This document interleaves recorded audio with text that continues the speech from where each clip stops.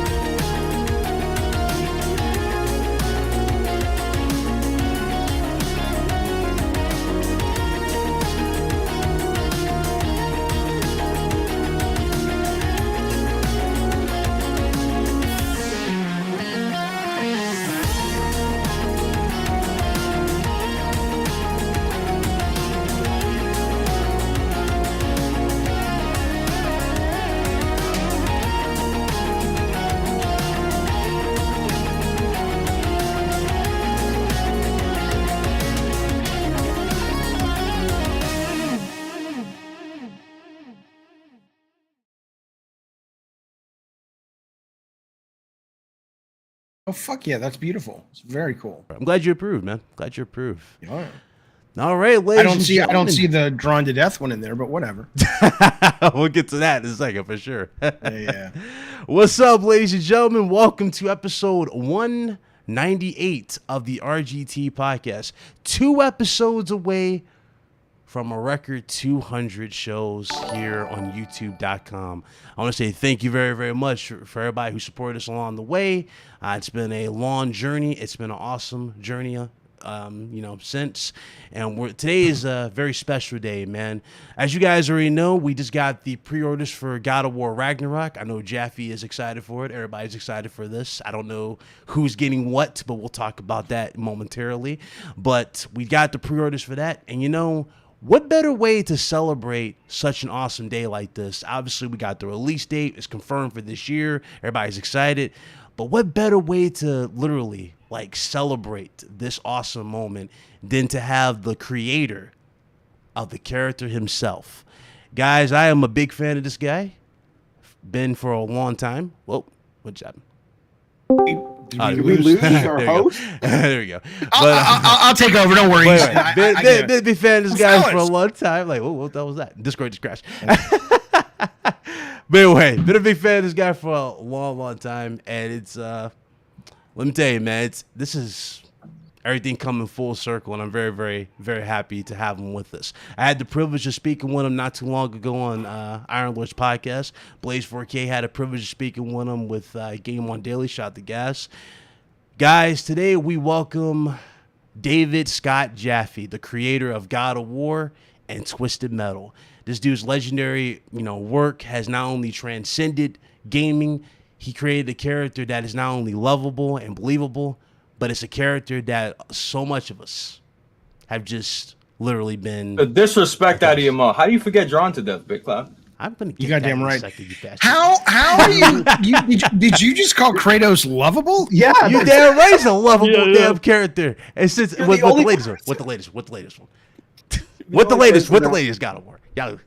He's still ripping freaking. What Hey, that's what we love about him. We don't care about that. God. Guys, man. Well, that's a nice intro. I Jaffe. appreciate it. Thank you, man. Thank you for that those nice words. Thanks, man. No problem, bro. Thank you so much for joining us, especially short Yep. notice. It's awesome to have you on the show. Nice to be here. I appreciate you guys having me. Absolutely. Of course, we got the panel. You guys know we got. I don't know how to introduce this guy, man. This dude was like, "Yeah, I'm ready to go to show," and it's like his internet gets shut down half the world. It felt like, but next shit play. Oh yeah, that was wild, man. That was wild. He was like, "Yeah, I can't wait to go on the show," and he's like, "Yo, dude, my internet's done." I was like, I couldn't believe that, man. I woke up on Friday. I was actually just watching the Netflix show All of Us Are Dead, right? That zombie show, right? And obviously, things go to hell, cell phone, everything gets shut down. I'm sitting there watching the show, sleep on Thursday night, wake up on Friday. I got nothing. I got no internet. I got no phone. I didn't know how to like call into my work, because normally like if my internet goes down, I can just text my boss and be like, yo, something's going on, I'm not sure what's going on. But yeah, Rogers, like one of the big internet providers here in Canada, like probably serves like a third of the country or more, just completely went dead for 12 hours, and 911 calls didn't go through, and debit got shut down, and it was just like, Yeah. I finally went to a mall, and I found like another provider that had Wi-Fi, and I just sent a message to Bit, and I'm like, yeah, Bit, I can't make it today because Canada's imploding from the inside out right now. That's so insane. anyway, I'm back. Our country's back. Good to have you, brother. Good to have you. Of course, you got Redhood 420, aka Bitwit 2.0. Oh my gosh, this guy. The whole Bitwit, man, is going to run the joke right into the ground. But, I'm glad to be here. It's going to be a great podcast. And can't wait to get some answers from David Jaffe with certain questions we have for him. It's going to be a great episode. Absolutely. And of course, we got my man Blaze 4K live from the command center. What's up, brother? What's up, brother? Me, you heard? But no, we're good. We're good. Shout out to the chat. Shout out to Mr. David Jaffe. David, but before we start, it was like 3 weeks ago. I almost forgot to tag you in this. It was like a while ago, actually. I see like a PlayStation commercial, and it said 9 years ago from the official PlayStation. I click it, and here you are coming out of a sweet tooth truck with an M60, like 100-round gun shooting. You remember doing that shit? You goddamn right. Was it an M60? Is that what it was? That's just like the SOCOM term I'm using for it, but I don't know what That's what, the reason I ask is my brother just bought a gun. He lives in the South and he's never had a gun. He's like, fuck it, shit's getting weird. I'm gonna go buy a gun now. I'm like, all right. And we were talking about guns and who has what and everything. And I said the most powerful gun I ever shot. I said I don't fucking know what it's called. I know that you can't go into a fucking store and buy this thing. It's like some kind of level upgrade where it's illegal, but it was shooting blanks. So I guess it was okay. And the power of that thing, whatever you call it, I felt I hated shooting that thing. I mean, I don't mind having guns like a shotgun or a pistol, but that thing, the amount of power in your hands, it just felt, the word that comes to mind is vulgar, which is, I'm not trying to be dramatic, but it just felt like I just couldn't get it out of my hands fast enough because it so clearly was just this machine of fucking death. That's the only reason it would exist. And it was insane. It was absolutely insane. But of course, yes, I very much, to answer your question long, I remember it very much. Yeah, that's dope. Yeah, it was fun. It's fun to do. All right. So, David, let's definitely get right into this show, man. Please tell the chat, what got you into the industry? I'm very curious about this. I think honestly, I was probably destined, but I was so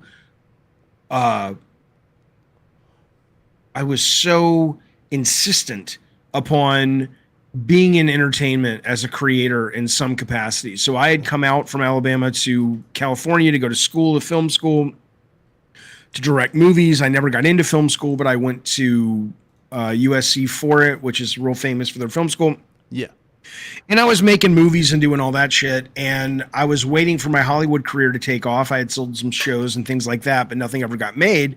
And so I got a job at Sony as a tester in Santa Monica, which was just right around the corner from where I lived at the time. And it really almost immediately became evident that a lot of those same creative urges I had, that whether it was going to be into TV or comic books or movies, video games were just then starting to get to a point where I could bring that same interest and love and passion for storytelling and writing and all this stuff, and I could bring it into interactivity, which, as a fan of Star Trek and the holodeck and all that, I was like, fuck. And I've been playing games since, before the Atari 2600 came out. So I was all in, and then it was just, here I am wanting to make creative shit. Here's Sony at a time in the industry where they didn't have a lot of people doing that. The industry didn't have a lot of people doing that. It was mostly artists and coders doing all the design work. And so it just kind of was like, oh, well, I have the resources, I have the support here. Let me do this for a while, and it just became my career over time. So that's kind of how it happened. Okay. Now I know obviously, you were with Sony at the, the beginning, in the early stages.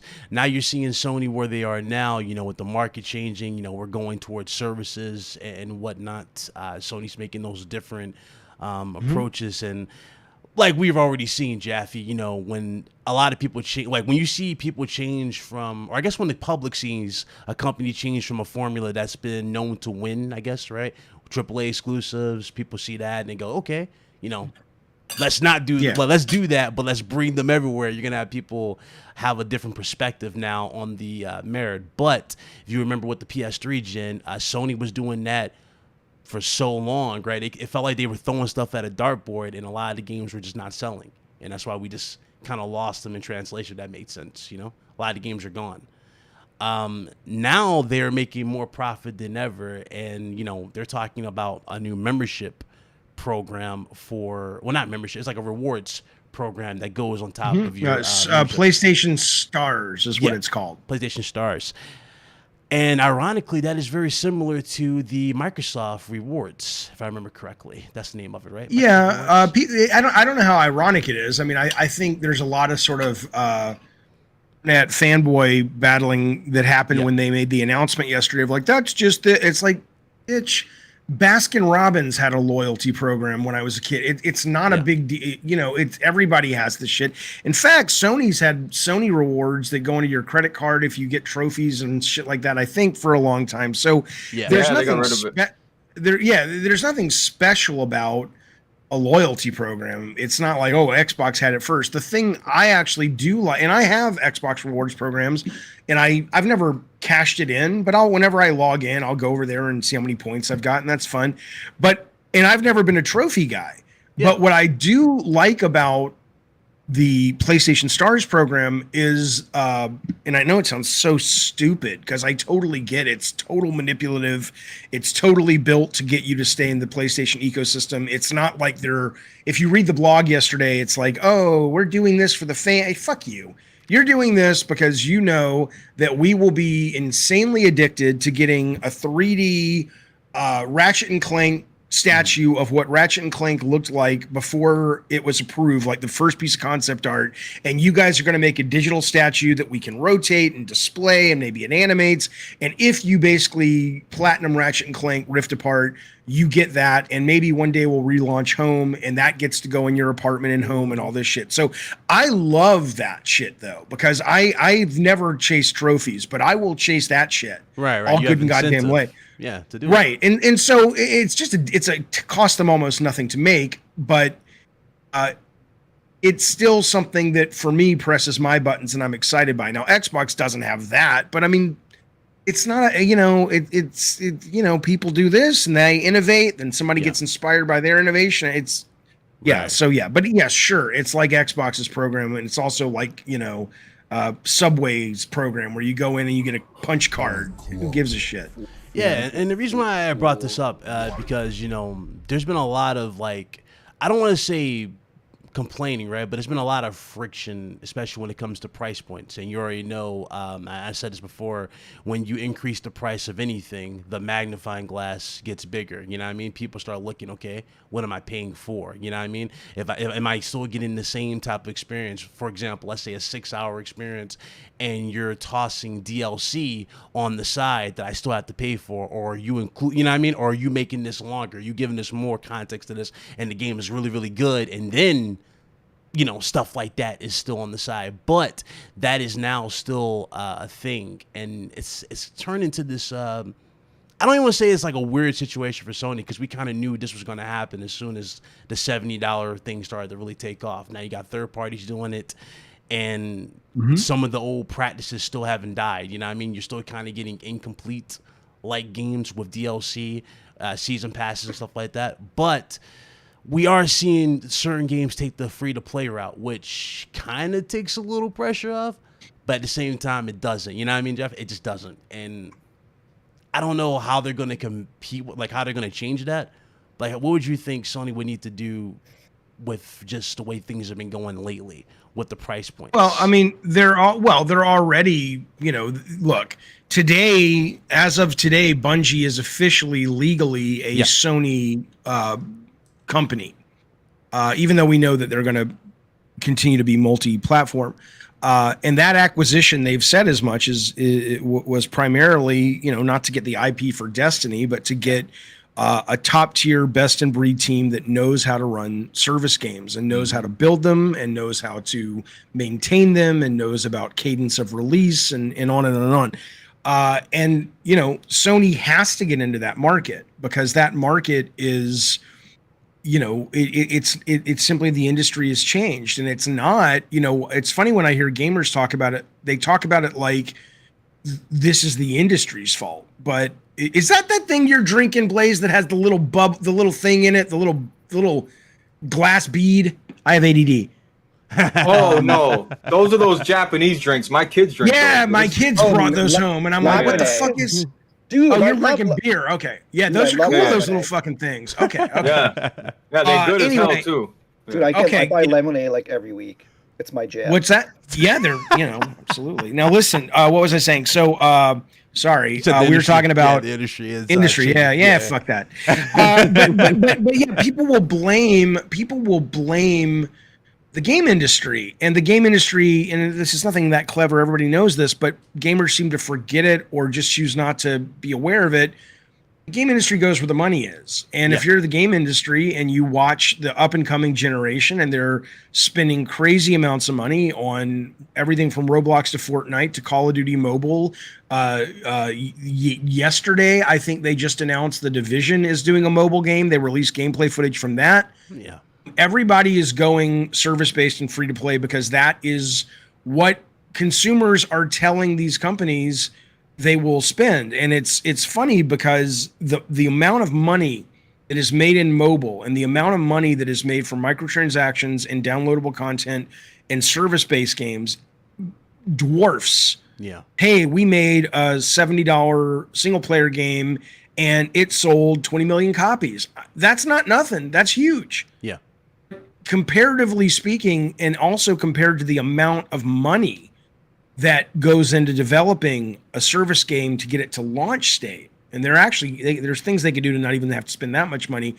You can spend $300 million on God of War Ragnarok 2 or God of War, Egyptian Vacation or whatever the next one's going to be called. Or, you could spend, $75 million to get a minimal viable product of a multiplayer game that's a service game. And if it works, if it doesn't work, it sucks. $75 million is a lot of money. But if it does work, you haven't spent that much and you're like, hey, that's working. Let's pour more money into it. It's just, the audience directs where the industry goes. And the audience has said, we want games as a service. We want DLC. We want service-based games. That's what they're saying. We want convenience.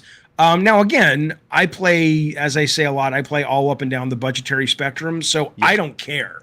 A lot of hardcore gamers are like, I fucking hate that. It's like, well, go play shit on Steam. Go play indie games. Go play on itch.io. There are tons of single player, insanely imaginative games out there. And yeah, a lot of them aren't going to be the same budget, but you're going to have to deal with it. You're going to have to adjust. You're going to have to. That's every entertainment medium forces that eventually when it gets successful enough.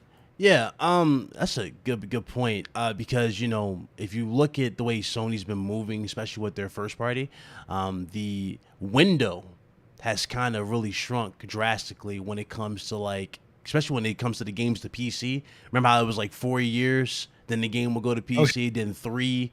Now it's down to less than a year, and that happened in record time. And we saw that with the Horizon when we got the stats on that, when they said they got a 250% return on their investment. I think that's what they said on that. And so I don't know the percentage, but they made a profit. They made a lot of profit off of the game, and then now you're seeing God of War there. You got Shuhei Yoshida showing off God of War on the Steam Deck. Yep. So they're really really pushing for it now. And plus, they just came out with new monitors and headsets that are aimed towards this with PC in mind. So how you feel about this, and also how long do you think before you see Sony go, hey guys, day and date, down the road. Because I said this with the guys here numerous times. I'm like, it wouldn't surprise me by the end of this generation we don't have one form of day and date, whether it be multiplayer games or some multiplayer games. I think will that. be day and date. I don't think there's any reason why they wouldn't be multiplayer cross gen. Why would they not do that? That of course makes all the sense in the world. Unless it's like attached to here's a new I don't fucking know. Here's a new Returnal adventure, and there's multiplayer. Well, in that case, that's a different case. But if they release like what Haven's working on, or the new Twisted Metal game, or whatever they're working on, and that comes out as primarily a multiplayer service game, free to play, oh yeah, that'll be everywhere day one, is wherever they can put it, I would imagine. Or it should. Yeah, but be. Dave, real quick about the multiplayer thing. So, what happens when the PC guys start getting multiplayer games, right? And they're not playing. They're not. We're required to play for Plus. PS Plus, and PC guys just play it for free. You think there'll be a little people throw their hands in the air for a little bit or complain about it? Plus the keyboard and mouse. Yeah, it's a good. The keyboard and mouse is its own challenge problem, and some games deal with it and some games don't. And I assume probably what you would have is like you have in some games, if you have a ranked mode or the competitive mode, you have to all be on the same thing. Not the system, but you have to be playing with the same input. But in terms of the PS Plus, I great point. I don't know. I know that I think is Halo. I know Halo you get for quote free on Game Pass, but I think you can also play Infinite whatout being a member of PS Plus. Is on that, Steam. On Steam. Yeah, you're right. Play. Not PS Plus, but whatever it's called, Game Pass.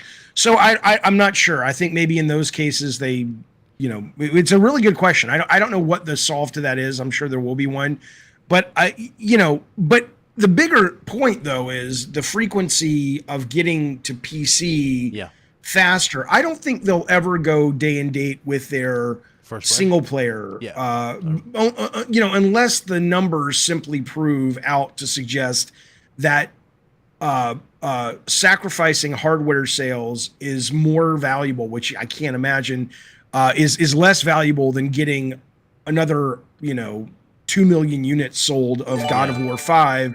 It's hard to imagine all of the money they make from selling a hardware unit would not be strong enough to compel them to keep those games on console longer. But I mean, that's ultimately it's all going away anyway. I mean, it's all it's all going to go streaming in 10 years. But for now, we need the hardware, and I think Sony sees the writing on the wall. They've seen it. They're making the proper moves. Yeah, I mean, a lot of people were saying if they go to PC, the hardware is going to suffer, with the whole day and date situation. But I mean, if you look at the record, if you look at the recent earnings, they just confirmed that they are making double this year or triple this year or something like that. They broke another record in profit. What do they mean the hardware is going to suffer? So they say exclusives sell the console, basically, right? So if you take exclusives away from the console and put them on PC, that devalues the console. But I've been saying this with we had Kate Yeager on not so long ago, Jaffe. I don't even know who Kate Yeager is. I don't know who that is. She's a freelancer with Xbox, Microsoft. And we had her on, and we talked about this as well. Even she brought up a good point. She basically said that, the console is just a vessel to get to the content. That's all it is. It's not really the lifeline is not necessarily just the exclusive. It's just another way of experiencing it. You know what I mean?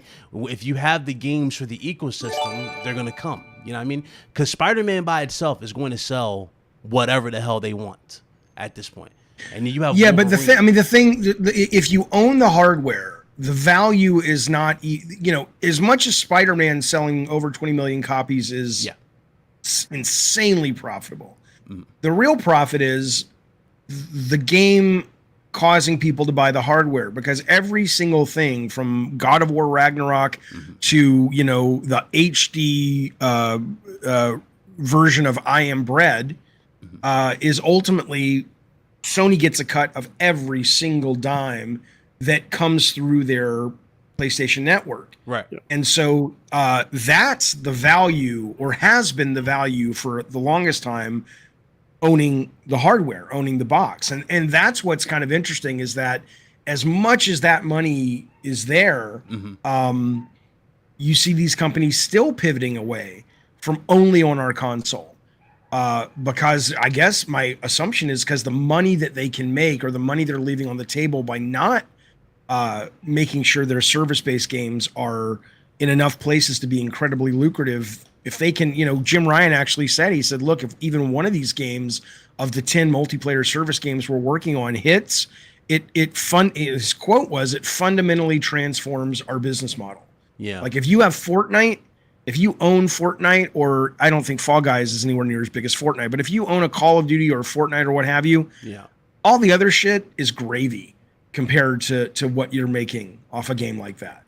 Yeah, I mean they're talking about like all their multiplayer. Well, obviously not all, but they just said it with Last of Us factions, right? Or I'm just gonna call it factions too because we don't have a name for it. But they said this is the most ambitious project they've ever done. So this kind of goes right into that conversation. Okay, if this is the most ambitious project you ever done multiplayer wise, it wouldn't surprise me if this was open towards PC and they went with like a free to play module for this. Yeah, type of thing. I wouldn't be surprised. I wouldn't be surprised either. Yeah, absolutely. Even if it's something a bit more anemic, even if they're like, look, we're going to launch day and date with the multiplayer on. I'm just making this up. I don't know anything, but if they were to say we're going to launch day and date with factions on multiplayer on PC, but after you cap out at level 20 or whatever, you stop earning. So it's more like a taste, and it's like, hey, if you want to play the whole thing and keep earning, you need to have a play. I don't think they do that, but I'm just thinking of ways they could do it. But yeah, I mean, I think it makes all the sense in the world to be on PC for a game like that. Okay. You guys want to ask a question for Jaffe? Well, assuming it's free to play, I don't think they've announced if that's free to play yet, have they? Yeah. No, I was assuming because they're talking about ambitious. They're really talking about being ambitious, and we know it's going to be its own separate thing. Separate characters. I'm guessing a single player is probably going to have something to do with this, just to add more to the deal. Because right now we're getting the remake of the first one, the official remake of it, which is the vision that they always wanted, in engine or in. What probably makes the most sense for a game like that is, especially if it's going to be like Destiny 2 in terms of or Destiny 1 where they sell it first, right? Is to sell it for $60-$70 exclusively on PlayStation 4 and 5, ideally, so you get a bigger player base, but whatever. I know people don't like that. Yeah. And then eventually those games, not always, but eventually they flip to free to play.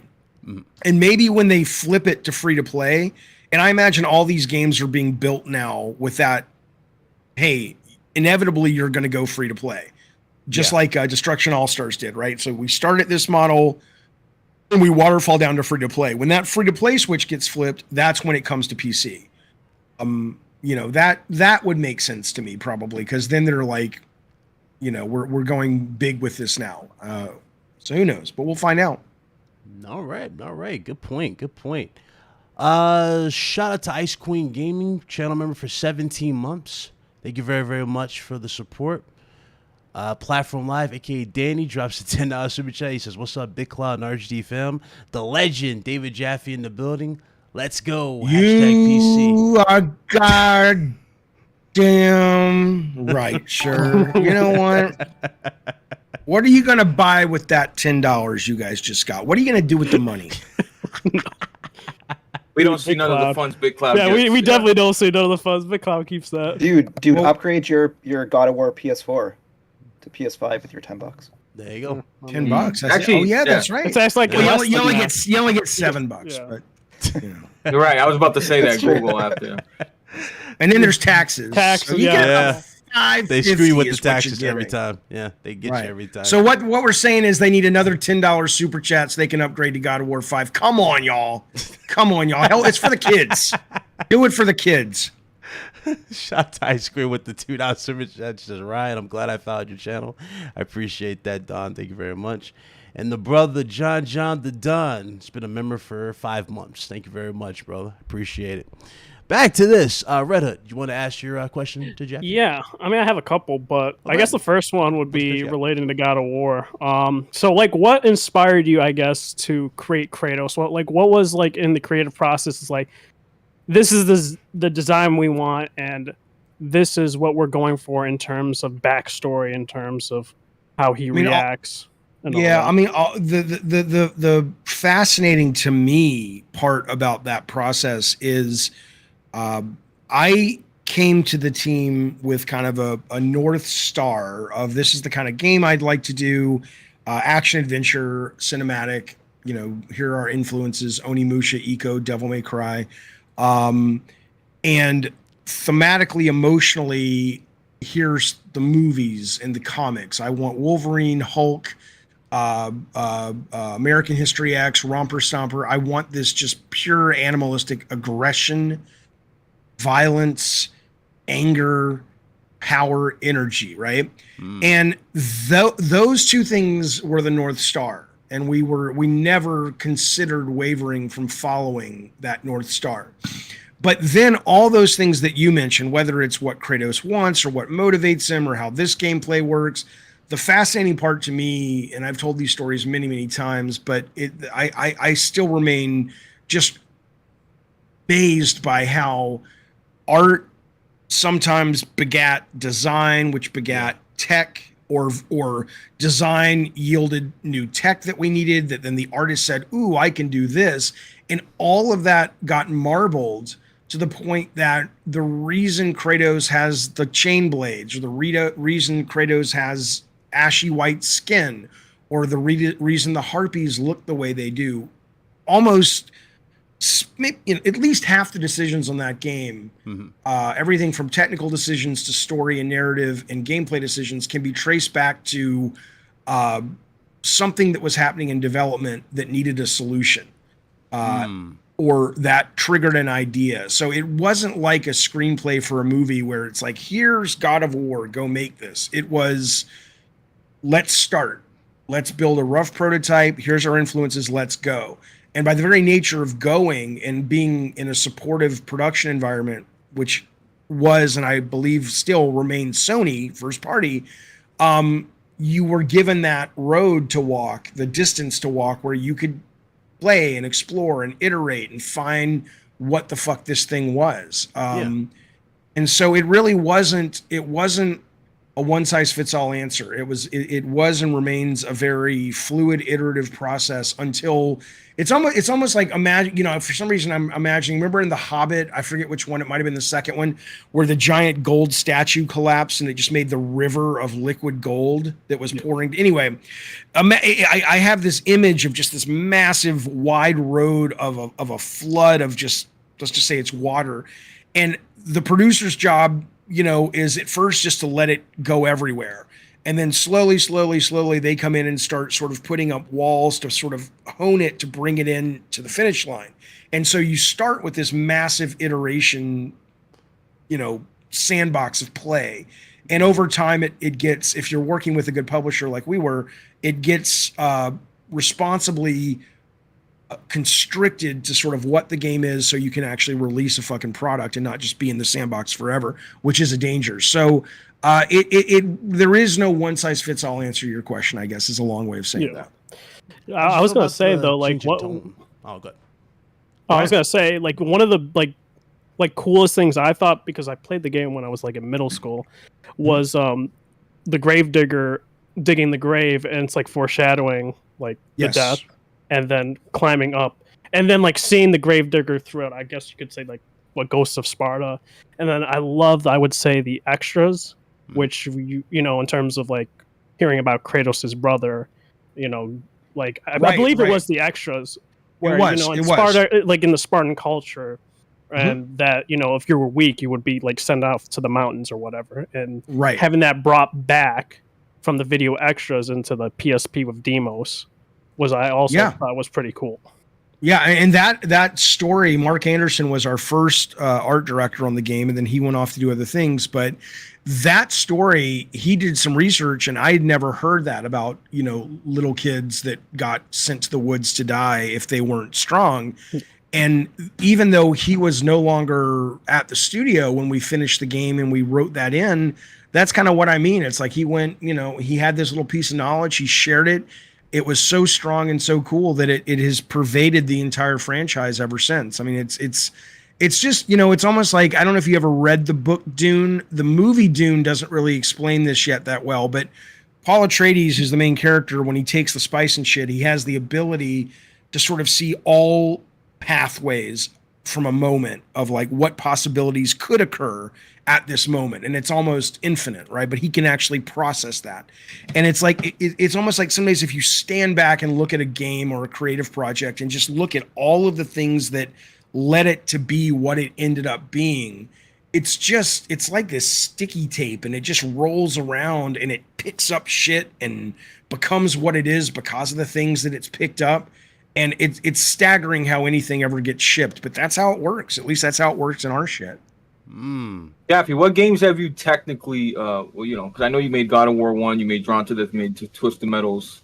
Who made Ascension when I think of it? And another question is, when you follow up with that, why is that a Santa Monica reason where, hey, you directed the first one and then they choose a second, someone totally different, or... Well, Ascension was directed by Todd Pappy, who's now working on what is that Chris Roberts Star the super expensive Star League or Stars, whatever it is. He's working on that now. He was there from the very first. He was one of the lead designers. Great guy. And that was Santa Monica. And again, I mean, I know you guys know this, but let me just be clear. No, I didn't make God of War. I was the director and the writer, Right. So there's a huge team effort, huge contributions from everyone at a level, depending on what they do. But in the case of directors changing, it really... It was never a thing that was meant to be a thing. I was exhausted making God of War. It literally wrecked me. Understand. Literally is used poorly these days. I need to contribute to using it accurately. It was a really hard thing to do, and it wore me out and ruined a lot of things in my life. Let's say that. That seems to be the case, because Corey was completely... he looked like drained. before and then Yeah. after. He just looked tired. It looked like he lost 3 years off his life, bro. It's like, the only job that's harder is being the president. I don't know if that's I'm kidding. Right. Because you see those pictures when they come out of office and when they go before in, and and you're like, fuck, man, But like you see Obama when he went in, you could have cast Obama as like a sidekick to fucking, I don't fucking know. He could have been the next Beverly Hills Cop. When he went into the White House, when he came out of the White House, it was like, he's going to be Fred Sanford in the reboot of Sanford and Son. I'm an old man. These are references that are old. Fuck you. So I'm going to tangent real quick. I will never forget it. I was working at Bartlett Jones. I had a bunch of 20 somethings working with me, and I made a reference. I quoted something from Back to the Future. And this one blisteringly talented artist looks at me and she says, what? And I said, oh, it's from Back to the Future. And she just looks at me and she says, you're old. Oh, and I'm like, you motherfucker. If you weren't so talented, I would fire you. But anyway, I don't know what we were talking about. I have, again, what are we talking about? People getting old, something. Directors changing and stuff like that. Yeah. So it's exhausting. So what I'll say though is, so yes, Corey did number 2. My understanding is Corey was lined up and began number 3. I actually, after Corey left, and I don't remember what the reason was he left. I wasn't there at that point. I was at Eat Sleep Play. I had a couple of weeks where I was talking to Shannon and I was working on design for God of War 3. And I'm like, yeah, maybe I'll come direct that. And then they're like, hey, Stig might do it. I'm like, cool, great. I had a conversation with Stig and that's all I had to do with it. And then after Stig, I think Stig left. So it's probably everything from it's exhausting to when you direct a game like that, that's such a big success, you have all of these offers. And I didn't take any of those offers, but I did have the offer to start my own company and I took that offer. So I think it's that what you don't realize, and Amy Hennig told me this. I remember when Uncharted 2 shipped, and I was texting her on Facebook or whatever, and I said, I mean, it was getting amazing reviews, selling like crazy. And I said to her, hey man, now's the time. Go start your own company. You can write your own fucking check. And she says, oh, I'm no idiot. I know I'm talented, but I know a massive part of our success is this team. And I don't think I'll ever be able to find a team this good again. And so I think a lot of it is when you're sitting in the captain's chair and you have all the success, and then you have agents calling, and you get your first couple of bonus checks, and you're like, fuck, I've arrived. You've got Hollywood calling, going, hey, I got calls going, hey, you want to come be a consultant on How to Train Your Dragon, the animated movie? They don't know how to turn it into a movie. Here's the books. We'll pay you if you can crack it. I mean, it's like, what? How the fuck do I know about How to Train Your Dragon? But sure, I'll think about it. And I think that's part of it is it's hard to resist some of those things that feel like a step up. But inevitably, I think most people recognize very quickly that Sony first party is a very special place when it comes to how to take incredibly creative people and put that into something that ultimately becomes a quality shippable product. Microsoft has not figured it out. Which is tragic because they have a great business model, in my opinion, but they have terrible creative management. Yeah. Nintendo obviously has figured it out, but I mean, they do very different things. So I think the minute you step out of the warm embrace of Sony executive producers and internal producers and creative executives, you go, oh, not everybody knows the secret sauce. And that's why the last couple of games I worked on, even though they were my own companies, they were all published by Sony. Because I'm like, can I please get back in? I need the secret sauce. Yeah. So that's what I was gonna ask you. So what was like that transition where you're like, all right, I'm gonna do my own company. So you still ended up making exclusives for PlayStation, right? And what? Yeah, so it was you made never. What? I made Twisted Metal. We made a Twisted Metal game. We made a PSN game called Calling All Cars. Yeah. And then we did. I did a game with a different company that was mine called Drawn to Death. I like Drawn. I actually have a video still up. But oh, cool. I like so it my too. thing is, so why did all right? So Drawn to Death didn't get the feedback you thought it would, right? Or whatever, whatever the case may be. So that's it. You just said, oh, well, you know what? This is too much work, too stressful. I have my family. What made you just say, you know what? I'm just gonna step away. I think it was just done. I think I had done it for over 20 years. I had put just as much love and time and attention into Drawn to Death as I did God of War, Twisted Metal, Calling All Cars. The hits, you don't treat the hits any different than the failures in terms of your ambition and passion.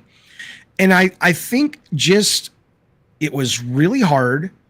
I wasn't enjoying the work anymore for the most part. Like I enjoyed it when it worked, and when I saw people playing it, it was all worth it. But the day-to-day drudgery for me just wasn't fun anymore. And that combined with the fact that seeing how much absolute hate Drawn to Death got from players and the media wasn't, yes, that obviously hurts, but it wasn't that, oh, I'm so hurt I have to leave. It wasn't that. It was a real sense of like, I believed in that product. I thought it was fucking fun. Yes, it was incredibly rough around the edges. It was, it's super garage band, punk band, but I thought it was fun. I thought it was deep. I thought it was clever. I thought it was sweet. Jaffe, emotionally. Bro.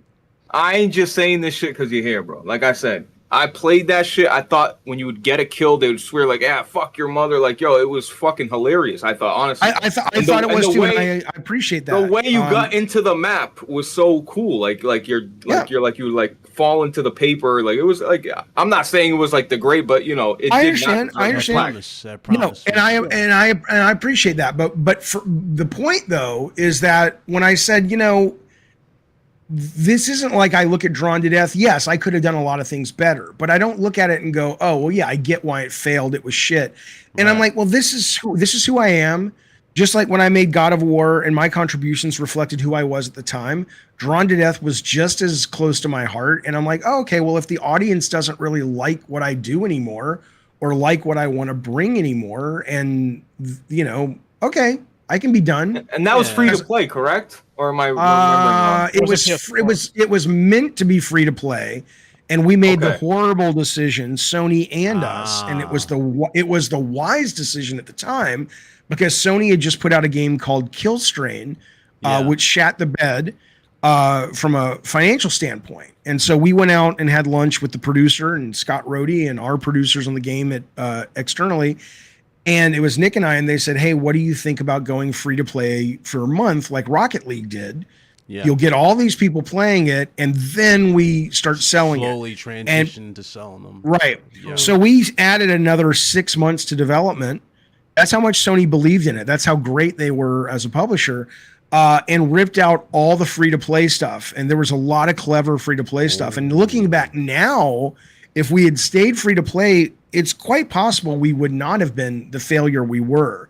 But we didn't know that. You know. So, but anyway, yeah. So I was very happy to say, like, a lot of people will come at me. I see it probably a couple times a week where it's like, oh, you know, Jaffe's salty and Jaffe's this washed up guy and all this stuff. And I'm just like, they don't, you know, it's not my job to educate them, but I think culturally I would love to educate people on, you know, it's okay to say goodbye. You know, it's okay to move on to something else. And I have no problem, or I have no shame in going, you know, from 1994 to 2008, which is over a 10-year run. I got to play with the big toys. I was plugged in to what the fans wanted. I made a lot of people, including myself and my family, a lot of money. I made a lot of people happy. And now I'm no longer, you know, it's like being a rock star. You know, it's like you can only be Taylor Swift or I don't fucking know, Post Malone for so long. And then it's like, you know what? Most of them kind of move on to other things, right, you know, chapter 2, like afterwards. Right. And that's what I'm doing now. And I love it. I fucking adore streaming and videos and all podcasting. It is awesome. Yeah, you say this a lot. Like we've talked to you on Iron Lords about that. You even said like there's no animosity. You just, you know, it was a point. It was a point in your life, and now you're, you know, you moved on to other things. And people don't want to believe it, and I think that has more to do with the culture. It's like they can't fathom how that life wouldn't be awesome all the time. And it's like, well, you go make a fucking game. Well, it's not just that. You go do it for 20 years. It's not just that though. Like, it's really, if you think about it, Jaffe, it's social media, and everybody just has this debate me bro mentality where they think they know more than the developer type of thing. Sometimes like, it's so hard. It's so hard not to play the "Do you know who the fuck I am" card. Right. When I have people coming at me telling me about production and crunch and all this, I'm like, bitch, you don't know shit. And I don't want to say, because a lot of people don't know who I am. They know me from social media. Right. They know me from my stream now. Some people are like, oh, you're the God. You did God of War. I'm like, yeah.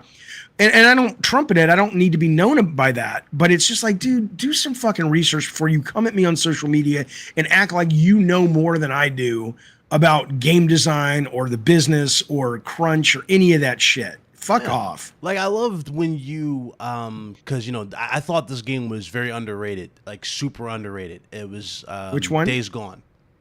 Days Gone. I love that game. When you had, you know, John Garvin and his team on there, I forgot what was his name, the other guy, Jeff Frost. Jeff Frost. When you had him on there and y'all were talking about the game and just, you know, how much Sony believed in it, you know, the production, all that stuff, and then, you know, it didn't hit, you know, it didn't hit the stride that it was, but now it's getting a lot more better traction because it's on PC. You know, everybody's actually able to play it at a higher frame rate and experience it better. It's actually got a much better response now that it's on PC. Yeah. But that's and the people who got it on PS5, right? If you got it month one on PS4, which I didn't, my understanding is it was buggy. It was the frame rate, the load times. But like if you come to it on if you come to it on PC for the first time or PS5, it's still not the greatest game of all time, but it's really fucking good. And it still sold gangbusters. They made their profit, but that should tell you how expensive and how high risk these games are these days. That if you sell 5, 6, 7 million, it's like that's barely a single. That's barely a getting on first base. I agree. I Yeah. posted the video. I privated it. I couldn't find it. Like, where the hell is it? But but I clutch it, man. I'm telling you, watch that video, bro. Yeah, Which you guys video? will see what the drawn to death video that I played. Like I clutched it. It was like a 3-on-1. Gotcha. I'm talking to the chat, really, but yeah. Yeah. But yeah. Jaffe, do cool. you think the Metacritic 70 some odd percentage that Days Gone, do you think that was a big factor in the way that Sony has, I guess, been like perceives the game? Obviously it seems like it sold quite well. I remember I think Jeff Ross said that it sold like almost as much as Ghost of Tsushima did during the same time period, like 6 or 7 million or whatnot. Yeah. But based on the fact that there was lots of criticisms from critics, do you think that played a factor in? Well, there's two things. I mean, if you're talking about, here's what I think. I think there were a number of vocal minority critics that kind of took the, social justice warrior axe to it. And I think that's really unfortunate because I don't think it deserved it. I don't think what Kotaku thinks about a Sony first party game though really matters. They don't give it a numerical rating anyway, so it's not going to hit the Metacritic.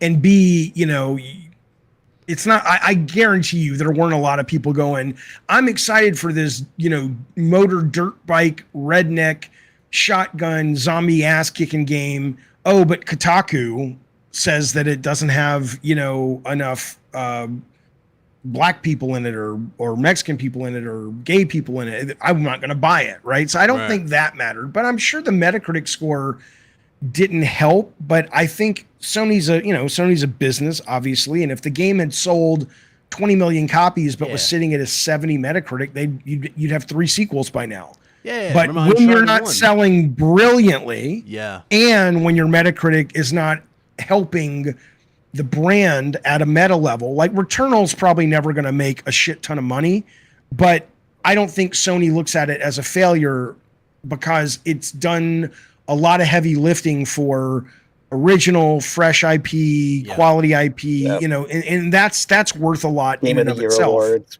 Yeah. Right. So explain Days Gone then, because it's not a failure, but they technically didn't want to give it a sequel either, So like, I love Days Gone. So I think I just did. I think they don't have a Metacritic Returnal pedestal to stand on. They can't say, it was profitable, but boy, it got all these Game of the Year noms. It's not doing that.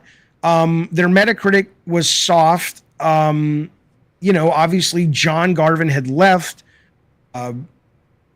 They were talking about a sequel for a while. But look, I think when you're spending upwards of, I heard the other day from I always say 200 mil, and that's not every AAA game. But now I heard the other day from someone very much in the know, because they're building a AAA game and they're now throwing around 250, 300 mil. Jeez. So as these numbers go up, again, it's kind of like there was a time on Netflix where you would have shows that you loved that they renewed even though they weren't the biggest hits in the world. And then as the budgets go up and they have, more competition, 7 million isn't what it used to be.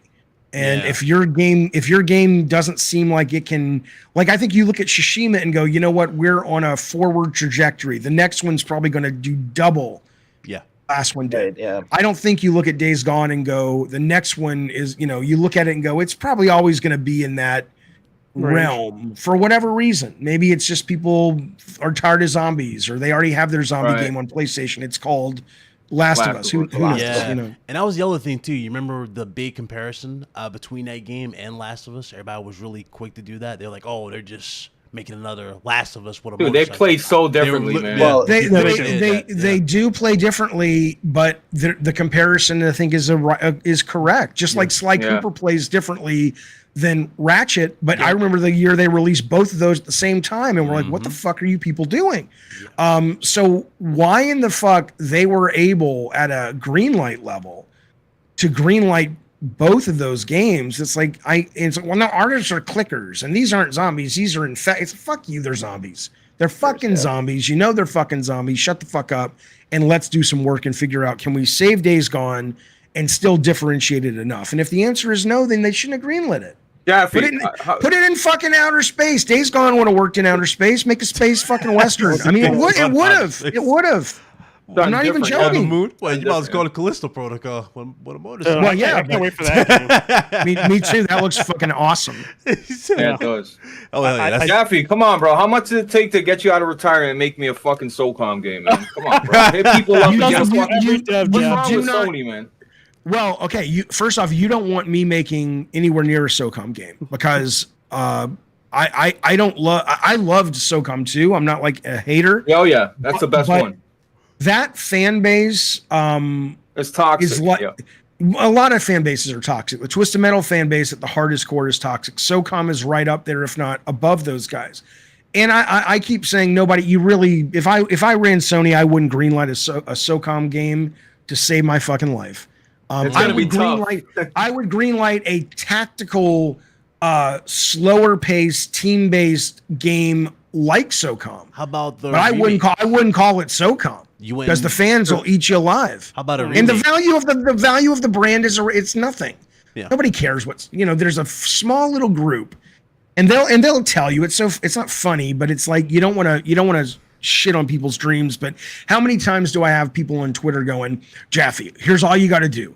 Make Twisted Metal, make it battle royale, sell cars, sell skins, do a battle pass. You'll print money. You'll print money. I'm like, no, you won't. You won't. There's a lot of things that you're not in, But again, I just ignore those because it's same with SOCOM. SOCOM's like, just because you love it and just because your online pals love it. And again, I love it. I'm not shitting on SOCOM, but the brand of SOCOM, the headache that they would have to put up with at a PR level and a teaching level. Jaffe, I'm so glad you're saying this, bro, because that's the problem. They're like, oh, they greenlight these single player, bro. When SOCOM had dedicated servers, all this shit, and it would be any change, it would be hell to pay. Like if it wasn't fucking perfect, it would be hell to pay. I get what you're saying, but right now people are playing SOCOM every night. SOCOM 2 online with a PS2. But what's people? Is people like 5,000?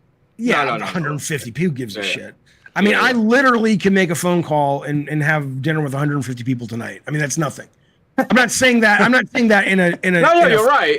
You're right. You're absolutely right. Standpoint, if you're going to spend, 90 million on a multiplayer game, it's like these 150 people will show up, and then they won't. Then they'll stop showing up. Because that's what happens too. Is the fans love you until you put the game out, and if you don't give them exactly what they want, they move on. Which is how it should be. For changing it. Yep. And that's a good reason to stay away from franchise legacies because you're never going to please those guys. How you feel about remakes? Like you see how Demon Souls Remastered. is well done. Yeah. Well, they're very different. Which one? Oh, I'll say Remakes or remasters. Remake, kind of like how we got with Demon Souls. Remember how Demon Souls from the OG original to now it looks like art, legit like a painting. How they remade it. How would you feel about that? Oh, you muted, by the way, and you turned your camera off. He's like, yeah, Demon Souls, yeah, fuck that game. He's like, yeah, that game, I hate it. Okay, now he's unmuted. It's Jeff? Oh, he's probably fixing everything. Okay, he's probably gonna come back. He's But probably rebooting. yeah, but no, he's right though. It is a tough crowd to please, but they still gotta attempt it, bro. Too many promises. They have to. I would just say like a regular remake with SOCOM 2. And then if they how the fan remaster responds. SOCOM 2, people will shut up. Why Make it free not to just play, a full put a battle remake pass. like Demon Souls? Same gameplay and everything. a remaster could work. See but how it works. I think the trend yeah, is remakes though. Everybody wants a remake. That's what I'm saying. Like I don't know, a remaster like would. Even so, Blue Point. They could. I mean, we're talking about talent to a. Yeah. You guys hear me? So Yep. talented. Yeah, we can hear you, We bro. can hear you. All right, let me get my camera back on. Everything good? Yeah, I ended up opening Discord on another screen by accident, and fine. it had a conflict. It's like, what the fuck are you doing, you idiot? I'm like, oh, sorry. Oh man. Okay. Let me let you fix that. Shout out to Perfect Image with the $5 super chat. He says, "Does external hub work on PS5? Because I have two external 2 terabyte. I was thinking hard drive hubs would that work? Sorry for gain off topic trying to figure this out. So, is he just trying to have like he can't play the games on there if they're PS5 native games, but is he talking about just transferring it over once like he's done with one game or something like that to like the I'm not native sure. like SSD? Yeah, I'm not sure. I'm guessing that's what he's referring to. I'm not really sure. No, Jaffe, you good? I'm just trying to turn my camera on is all. You know what's going on? It's going to keep loading because he opened up the probably like a browser version of it. You might have to restart Discord completely. Yeah, I'll be right back in. I'm just gonna kill Discord. Come right back in. Yeah. All right, no problem. That's what I was assuming from that $5 super chat is like, if you're not playing the game, it's fine. Oh yeah. Man. A shout out to Jaffe, bro. Yeah. Took me all the blood pressure pills in the world not to fire back when he said nobody gives a fuck about so I was like, Blaze held his tongue. He was just like, shout out to Jaffe, bro. I'm gonna just shut the fuck up. I knew this man was just clenching his fist like, how dare you? I want that. It's like the Arthur. Bro, listen, 150 people are playing SOCOM, but you gotta understand.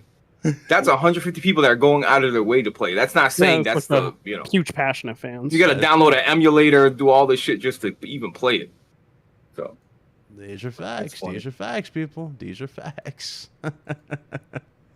While we wait for him to come back, let's switch the topic to God of War Ragnarok. Did anybody get a chance to pre-order? Because if you wanted that collector's edition, it was gone in 0.5 seconds. Man.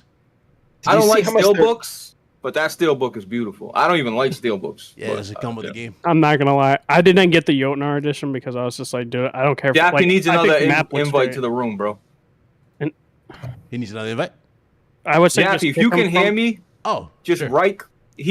just right click like you're gonna message somebody, and it'll pop up at the top. Like just go to message anybody you want, and it'll show us in the group at the top. Yeah, it's in the DMs. Yeah, it should be in the DM on the top left. Can you see it, Jaffe? If not, go to your messages. You can. Right if here, you can't Jaffe. do it, then I show him right. Should be right here. Just go up top here. Yeah, I'm not worried about no hammer, honestly. Like I'm really not. Like I know people love those collectors, but all right, let's let him reset. But you said you're not worried about the hammer. You said. No, I'm not mad at anybody that wants to buy the collector's. I just want the hammer. I'm not gonna lie. That's the only reason. All right, Jeff, you hear us loud and clear? Yours?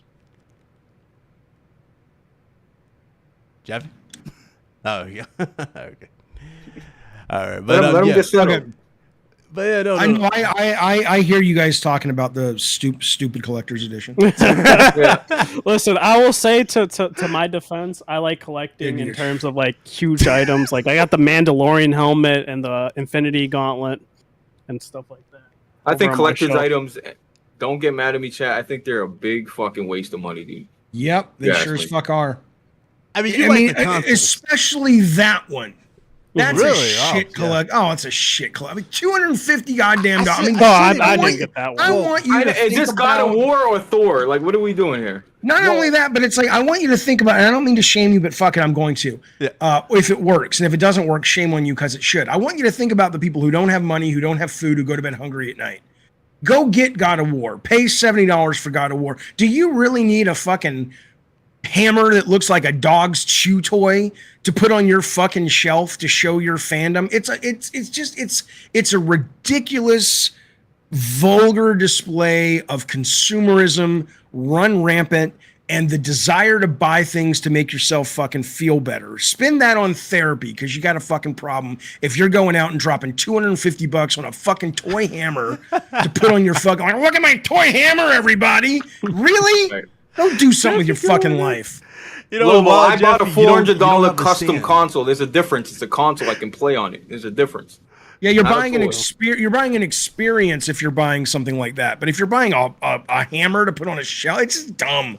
Hey, Jeff, I'm sorry, it's dumb. You remember the good old days with the 360 PS3? We got the night vision goggles, MW2. What's even worse is Yeah, but this, that like, worked.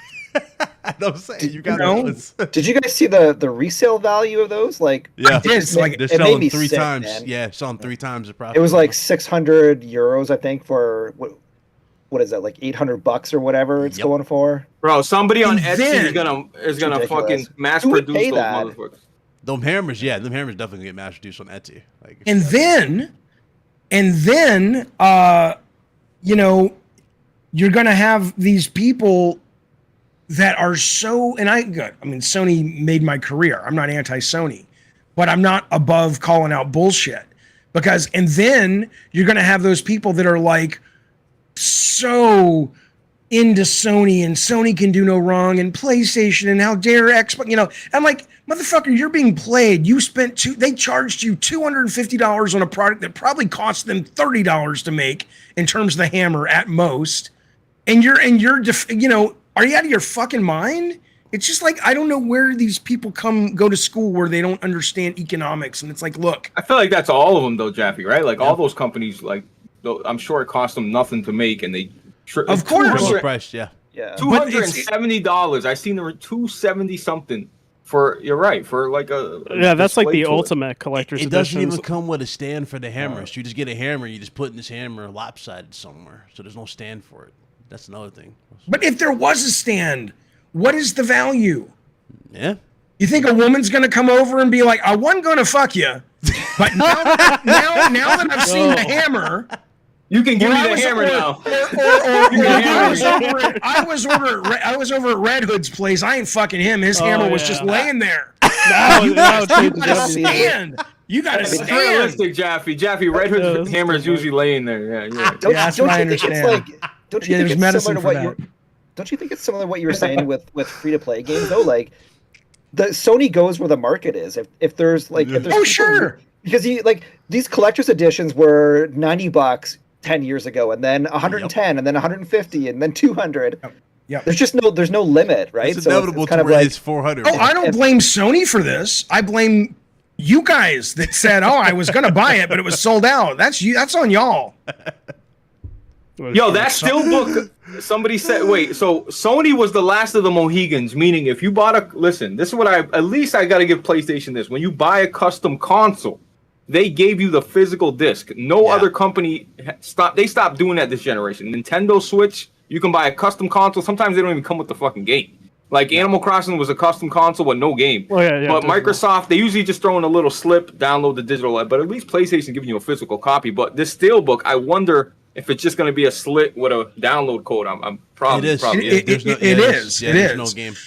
And it's funny because they have said, or they haven't said, but people have speculated it's because they have digital PS5s and disc PS5s.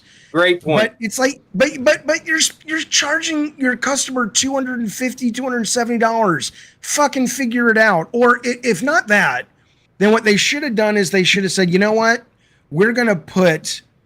If they were to say, if you buy the God of War Ragnarok, whatever, $270, and the code is on the hammer or something, and then if the code gets used by someone else, you can't use it anymore. The game goes with the hammer, but we're gonna ship it still digitally, so we don't have to split the audience or whatever. But at least do something interesting. But I think it's a terrible purchase. I think it's incredibly dumb. Even if this becomes Game of the Year, which it might. What a dumb. This should be the moment where gamers. I was so disappointed to wake up today and see the news that this was selling out. This should be. I mean, gamers. I love gamers, and I also think they're so fucking stupid. This should be the moment where they would have said, you know what, enough. You can only fuck me so many times before you have to pay me. Come on, Jeff. insane. We both know you buying that Callisto Protocol collector's Oh, edition. I'm not, and you know why? I'm looking forward to that game. Look at the quality. I don't know if you can bring it up for your audience. Look at the quality of that statue. It's terrible. I think I the love- it statue looks qualities have been going down, to be fair. Like, a lot of statues that are good quality aren't in collector's editions anymore. They're like Black Horse, like comic statues that are like $300. Right, or sideshow $350. collectibles or all that. Like, I'll be honest, I have like a $350 statue that's coming in for it's a dark metal for like Batman. Like for the But I think that's it's the different. I Cobra. think that's different. I Yeah. think if you're a collector of not fine art, but if you're a collector of like imaginative art that's really high quality and really good, and that brings you pleasure to have on your shelf and all that. That's different than like, here's some shitty fucking hammer that, or look at the Callisto statue. That Callisto statue looks like crap. I don't know if they've announced a price point for that. I think they did. It might be 190. It's like Is it 190 or 250. Actually, I have it right here on GameStop here. And I'm super excited for that game. That's my most anticipated game. But I ain't goddamn right, I'm not buying that dumb statue. Let me see. Trying to get a good picture for it. Here's one. Yeah, I don't think like any gaming company, is gonna. There it is, Jaffe. Because the collector's editions, I think, would have to be more expensive than what Should be on they're the even screen going to for be you guys. charging, right? Oh, right. So can you zoom in on that or make it bigger? And I haven't even seen that. The statue I'm talking about is the one that if you look at the announcement, so I don't know if this is a prototype or this is the actual thing that's going to ship, but this is not what it still looks cheap compared to like something Sideshow would put out. But I mean, Yeah, you know, Sideshow Collectible, it's- you're paying for crazy Detail. quality. Details. Like, yeah, you're paying for diecast, especially with that. I know you've seen that nano gauntlet they were doing for Hot Toys or like that other stuff, like them crazy statues. So you pay premium for that stuff, but I don't think Yeah, they'll ever but- throw that type of quality into a statue for a I was going to Well, mention. okay, but last then what are of you us- buying it for? Why would you buy a statue that isn't like, whoa, that's fucking awesome? Like, Yeah. I'm asking, what is No, the no, value? I agree with that's a good, yeah, it's kind of like it's honestly it's like hit and miss for a lot of them. Like for example, I don't know if you remember the Order 1886, Jaffe. Sure, of course. Remember the statue for that one, and you got like the little pendant with the Blackwater. Do you remember that one? With the werewolf. No. Let me see if I can find. That one. Oh yeah, it actually did was have a good. collector's Yeah, edition. it had a cool one. The Order. But I was gonna say, Jaffe, like, if I think it was Last of Us Part 2 collector's edition, I think it was Ellie's statue looked really bad, and then they had the Dark Horse comic statue, which was infinitely way better in terms of quality, and that costed way more. I gotta address somebody in your chat if you don't mind. I'm go usually ahead. not watching the chat because I can only see your pictures coming up on YouTube. I don't see them here. Yeah. Let me ask you guys. So this guy Ghostface, he's like, Jaffe sounds bitter. You know what I don't like about a lot of the audience today? Any complaint, and maybe it's a millennial, not millennial, maybe it's a Gen. Is it Gen Z? I don't know. Maybe it's people who came up, whatever, but that are younger that were raised to think you have to say something nice about everything because you'll hurt someone's feelings. I don't know where it comes from, but the idea that I've sat on this fucking channel, on this fucking show, and I have praised Sony first party development. I have praised their producers. I have said I will be buying God of War Ragnarok at the $70 price point. And yet I'm bitter because I choose to call out something that I think Sony's doing that's incredibly stupid and the rest of the industry's doing as well. I don't, short of just lying to you, be it on your show or my show or interviews I do, and just pretending I'm always rah-rah, you should demand more, Ghostface. You should demand honesty from the people that you consume. It's ridiculous that you think I'm bitter and you're pointing out one thing and you're ignoring all of the positive shit I've said. You're a fucking moron, sir. Get an education. Sorry, go ahead. Dude, I went through a whole year of comments like that when I don't know if did you like Last of Us Part 2? Let me just bring this up. Did you like it? Loved it. Thought it was great. You thought it was great? Story-wise? Did you like the story? Everything about it? Yeah. I mean, I didn't have an affection for Joel, so I didn't care that they killed him. I was like, that's a good moment, but... Yeah. I didn't like Last of Us Part 2 for certain decisions they made in the story, and I was very, very vocal about that, and I had dudes, going, oh, how about you admit that the game is better or the main game is good, it's better than the first. I'm like, dude, no, I don't think it's better. It's my opinion. I don't like the story. That's it. It's just my opinion. I said everything else about the game, Jaffe, the gameplay, that's Naughty Dog's best work. Gameplay, sound design, AI, everything. And what you don't like the story. Move on with your fucking life. That's his opinion. That's your opinion. Let's continue talking about other things. But these motherfuckers, I tell you. Oh, dude, they'll remember the weirdest comment you make, and they just won't let the shit die. They'll bring that shit up everywhere you go. Hey, didn't Jaffe say he didn't like God of War 2018 or he didn't like Ragnarok? I'm like, dude, who gives a shit? It's A, who gives a 2022. shit, and B, I never said that. Exactly. And you even said you said it was your game of the year when 2018 came out. 2018. I Fucking remember that. I phenomenal. saw that live when you said it. You even praised the hell out of Corey. You said, guys, I you know, love Corey, this yeah, is he's the a better. best. I said Corey's a Yeah. better director than He's a me, better director. better writer than me. Yeah. Jeffy's bitter. He's salty. No, you're just a fucking moron. Yeah, dude. It's like I'm salty at weird. that guy.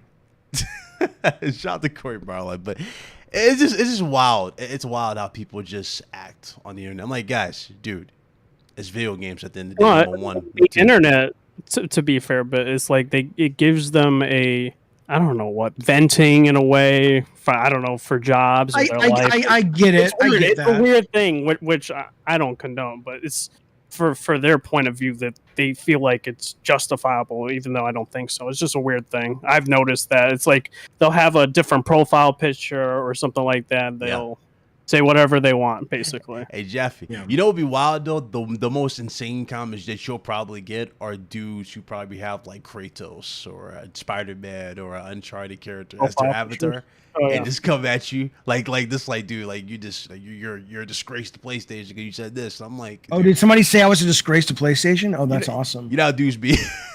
In the comments, it's like, they just be weird. Bitch, there is no God of War without me. Let me tell something. If it wasn't for God of War, you wouldn't have a Sony Santa Monica at this point, because you know what they were going to make? Maybe Connecticut 2, and they would have stayed in business. Come on, man. Hey, dude, don't tell Come them on, that Fred. though, because they know more than you apparently. This is like I remember do. John Garvin was posting this like what yesterday. I don't know, like some dude was acting like he knew more about coding than John. I'm like, Oh, I you see saw that comment? the I thing was with like, what John. the hell Yeah, and are I'm you just like, talking fuck about? You off. don't know no point in John when it comes to coding. What are we doing here? Trying to educate John Garvin people? It's like, come on, Yeah, stop. If you're not in the dumb. meeting, let's not act like you're a fly on the wall in these meetings and you know what's going on. There's more to every. That's story. right. I mean, I can literally tell you there was a game that they would have greenlit. It wasn't Connecticut 2 that the art team came up with, and it was fine, but you know, trust me.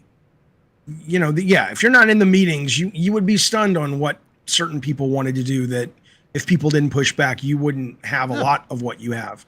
And that's why Sony, again, is a great company, because they allow for that, you know, within reason conflict. It never gets like out of hand, but they allow for that creative chaos because you need it. Yeah, I mean, you see it with just basic decisions now too, Jeff. Like, dude, like Sony might say, "Hey, look, God of War, for example, 2018 is going to PC." What did you see on Twitter, Jaffe? Oh, I'm done with PlayStation. I'm done. I'm not supporting PlayStation. And then Sony announces Wolverine. It's PlayStation #1.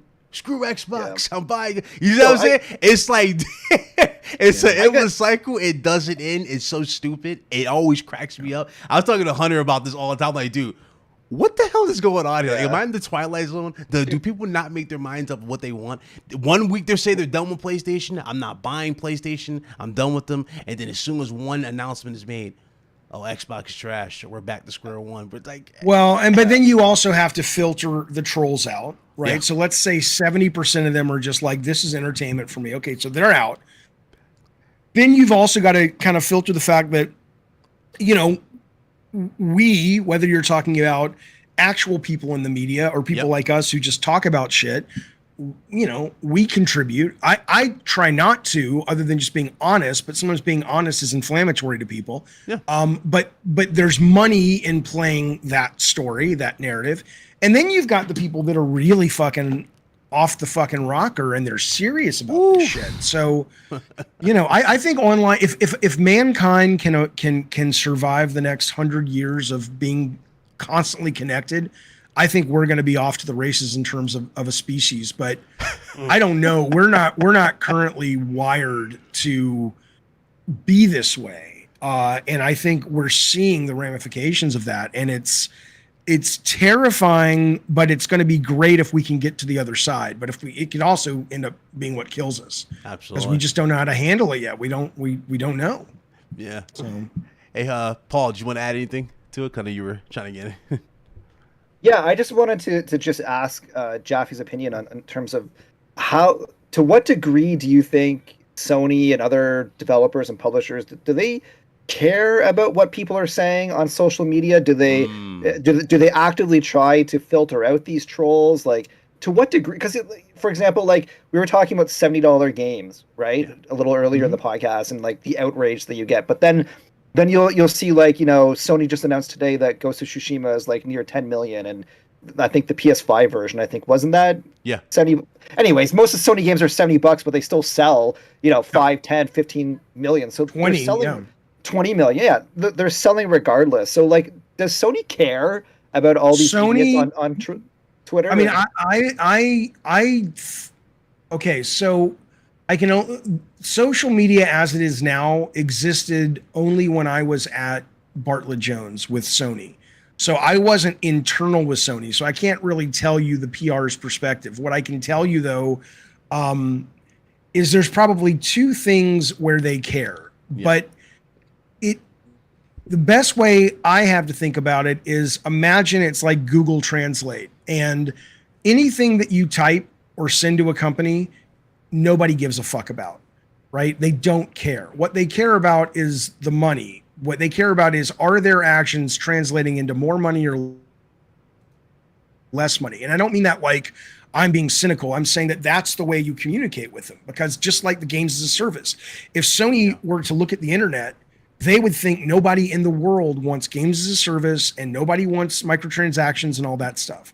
But if you look at Activision, EA, Take-Two, all of which have had profit in the last either year or quarter, microtransactions, and I think they call it something like ongoing game transactions or whatever. Ongoing all revenue, of those companies, all of those companies have made more money off that than off selling a premium product. Yep. So what would you have these companies do? Would you have Sony look at the 20 million copies of Spider-Man or the 10 million copies of Tsushima or whatever and go, they're buying it for this price? Or would you have them go, yeah, but you know, Ghostface on the internet is saying they don't like it, right? I mean, it's what they say is not what they do.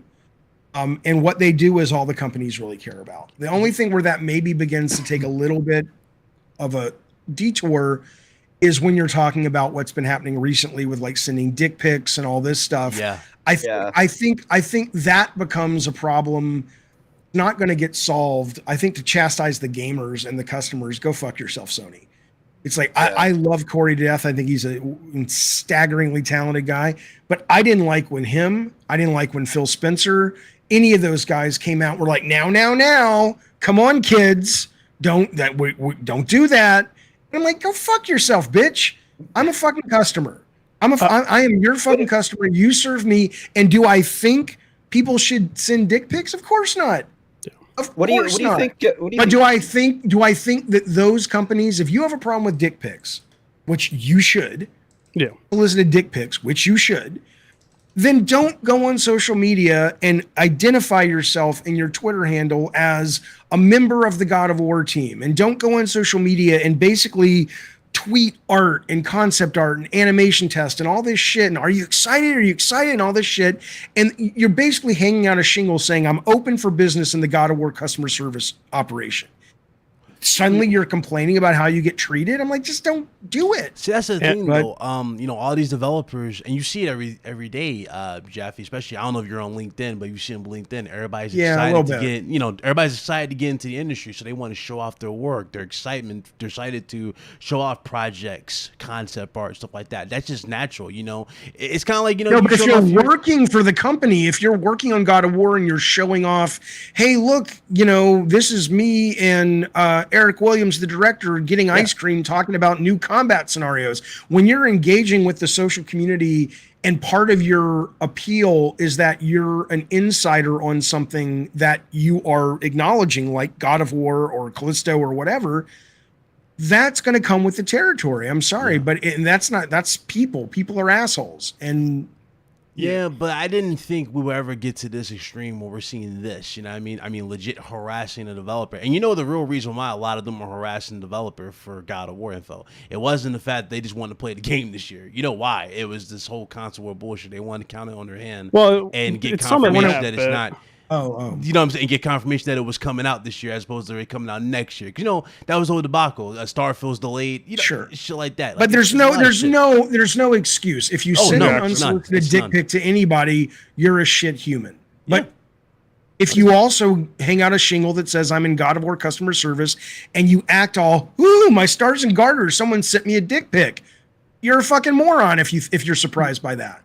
I was gonna say, David, and I mentioned this in the show a couple of times because I was streaming. I talked about it, and someone mentioned it. It's like if you bring it up, you're giving like trolls the incentive to do it even more in a way. Because like there was this YouTuber, I forgot this dude, Wings of Redemption or something like that. Getting trolls and stuff, and he's like, "Dude, stop harassing me, this and that." And what happens after that video? He gets even more harassment. Right. He's on like Reddit. amplified. They make songs about him. Jeff. Yeah, so it's like developers. I feel like when they mention that, it emboldens trolls in a way. I mean, these motherfuckers this are so is creative. They'll take shit. This is the kid. This is the modern crank call. I mean, that's what it is. And again, like I said, there's a line, and this guy who sent a dick pic crossed it. But you know, look, if Sony wants to invest in figuring out how to make a better breed of human and they're not such shit people, cool. But Sony's busy selling you a fucking piece of crap and charging you $270 for it. I don't think their interest right now is making the world a better place. That would be great. Hey, how's it go, Jeffy? Take the profit from the fucking collector's edition and pay for elementary public school education on media literacy. That'd be a start. Yeah. But Yeah. I did have one. Hey, Jaffe, you ever own a Vita, Jaffe? did I ever own a Vita? Yeah. I did. What'd you think of it? I didn't. I mean, it was a nice piece of hardware, I suppose, but it just didn't have anything I wanted to play. I liked I liked the PSP Go. Honestly, I loved the way that felt and the clam and everything. PSP had but everything, man. Yeah, but there wasn't a lot on Vita that for me. I played Golden Abyss. I really enjoyed That's that. a good one. I thought that was actually one of my favorite Uncharted games. I know a lot of people are like, "What?" But I thought it was really good. And I played on it, but it never really, I didn't have a commute really where I could play a game. So if I was going to play a Vita game, I was home anyway. Right. And if I wasn't sitting on the toilet, why would I play that if I could play on the TV or the monitor? So part of it is I'm just not the audience for portables because I don't have that kind of lifestyle where I'm out and about with this thing. I imagine if I did, I would probably find a lot more to love about it. But I know people are passionate about it. It's a great piece of hardware. Yeah. Yeah, it is. It really is. How you Too bad. how you feel about this controversy that I guess Naughty Dog was kind of facing a little bit from it's not even controversy, but people were calling it a cash grab. Oh, the remake. The remake of Last of Us 1. Yeah. I mean, it's it's the same shit. It's a cash grab until it sells crazy amounts, and Jim Ryan goes, "Thank you for basically allowing us to spend maybe a fourth or a third of the game's cost to make because we already have the design, we already have the story, we already have most of the motion capture, we already have the voiceover. Thank you for allowing us to basically put out the same game we've put out twice already, and thank you for allowing us to sell 5 to 10 million copies of it." Now, if it turns out it doesn't, then that's great. Then the audience has actually spoken, and it was a cash grab because it didn't offer anything. But I'm pretty sure that game's going to do quite well because the when it pre-orders comes out. sold out again. Like it's crazy. The pre-orders sold out. The 10 Firefly seconds. edition, The Firefly just sold out like 10 seconds. Like so they. That's why I keep waiting. I kind of feel like I keep waiting in this sort of church of indie. Yeah. Even though I love big titles and I love big budget and effects are great and all that, but it's like all the things that AAA gamers complain about have been solved. The one thing they don't get is they don't get their production value, which I understand that is of the utmost, if not primal importance to a lot of AAA gamers. And the indie people can't help you with that. Yeah. But the idea of fresh ideas, taking chances, weird things, games about things that Sony, because the games are so expensive, understandably would not greenlight. All of that is available, and it's a very rich time for that market. But if you demand, 1080 or hell more than that these days, 4K and all this shit, and it's about the tech, yeah, you're not. It's not going to be for you, which sucks because you're missing out on a lot of great content. Bro, indies are so necessary. Actually, me and BitCloud actually got to play that. What's that racing game? Motor Cups. You ever heard of that? Jaffe? You played an early build of it, Jaffe. You played You the streamed build. it. David. Motor Cups. Yeah. I assure you, CUBS. Say it again. It's Motor like Cups. a motor storm. It's basically top-down Motor game. Storm with RC cars. RC. Yeah. I know what the game is, but I don't think I streamed that game. I think it was named John Drazy. John Drazy. Yeah, he said he used like Yeah, John Drazy. Yeah. Yeah. Yeah, I thought you meant the Motor Storm top-down game they put out on the Vita. Oh, No. Yes. Yeah, Okay, yeah, yes. yeah. And he sent me a new build recently. I haven't played it, but he sent me a new build. What did you guys think? I thought it was good. I gave him, we gave him the feedback on it. I think it has potential. Definitely a fun game. It's just he needed to fix some stuff. Like, for example, like it felt like you get ragdolled with like the slightest little push from a car. Yes. Yeah. I told him, like, dude, these cars need a little bit more weight to them, especially when you're going in the air and you're bouncing and all that stuff. I'm like, dude, a little bit more weight to the cars. And he fixed that. I'm like, Right. it's fun. It brought back the OG Motorstorm feel, especially with the soundtrack. So yeah, I'm playing a game right now. I know it's on console, but apparently it's really buggy on console. But it's called Madison. It's a first-person horror game.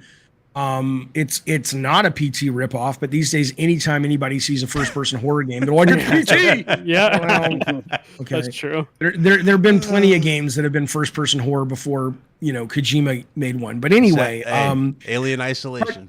There you go. Yeah, well, hey, Realms of the Haunting. I mean, you can go back to DOS era to find those games. 3DO had a whole bunch. Right? Yeah.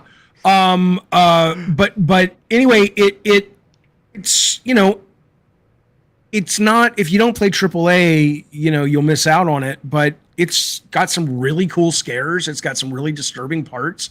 It's very fun. It's very compelling. I don't know how we got into that, what we were talking about, but that came to mind. Don't know why. I'm running on fumes, boys. The plane's not gonna make it. Tell my wife I love her. I did have one particular question, because I wanted your perspective on, like, God of War Ascension, what you thought, because I felt like when that game came out, there was kind of a disconnect with some of the audience, and it seemed like there was a disconnect with reviewers. And in my point of view, I thought the story wasn't needed, because I felt like your God of War 1 basically kind of already summed up what really happened with the Furies and stuff, and I felt like we didn't need that whole, like, little portion of that, like, to happen with Ascension. But I wanted to know what you thought was the issue. Well, I mean, I honestly, I've only played Ascension for the first time. I played the multiplayer almost right when it came out, because I think we were doing... Well, I was curious, and also we were doing, I don't remember when it was, Drawn to Death Time or Twisted Metal, but we wanted to see how they handled melee combat across the internet, right? So it was more of an experiment or a research thing. But I never played the single player until about 2 weeks ago when I got my PS Premium account. And I said, oh, I can stream this. Fuck it, let me see how it plays. And I was like, I remember tweeting out, I'm like, this game's fucking great. What the fuck are people talking about? Now, I haven't finished it. Gets a lot of flack. And I understand maybe for the time people were like, okay, this is long in the tooth. We're tired of the formula.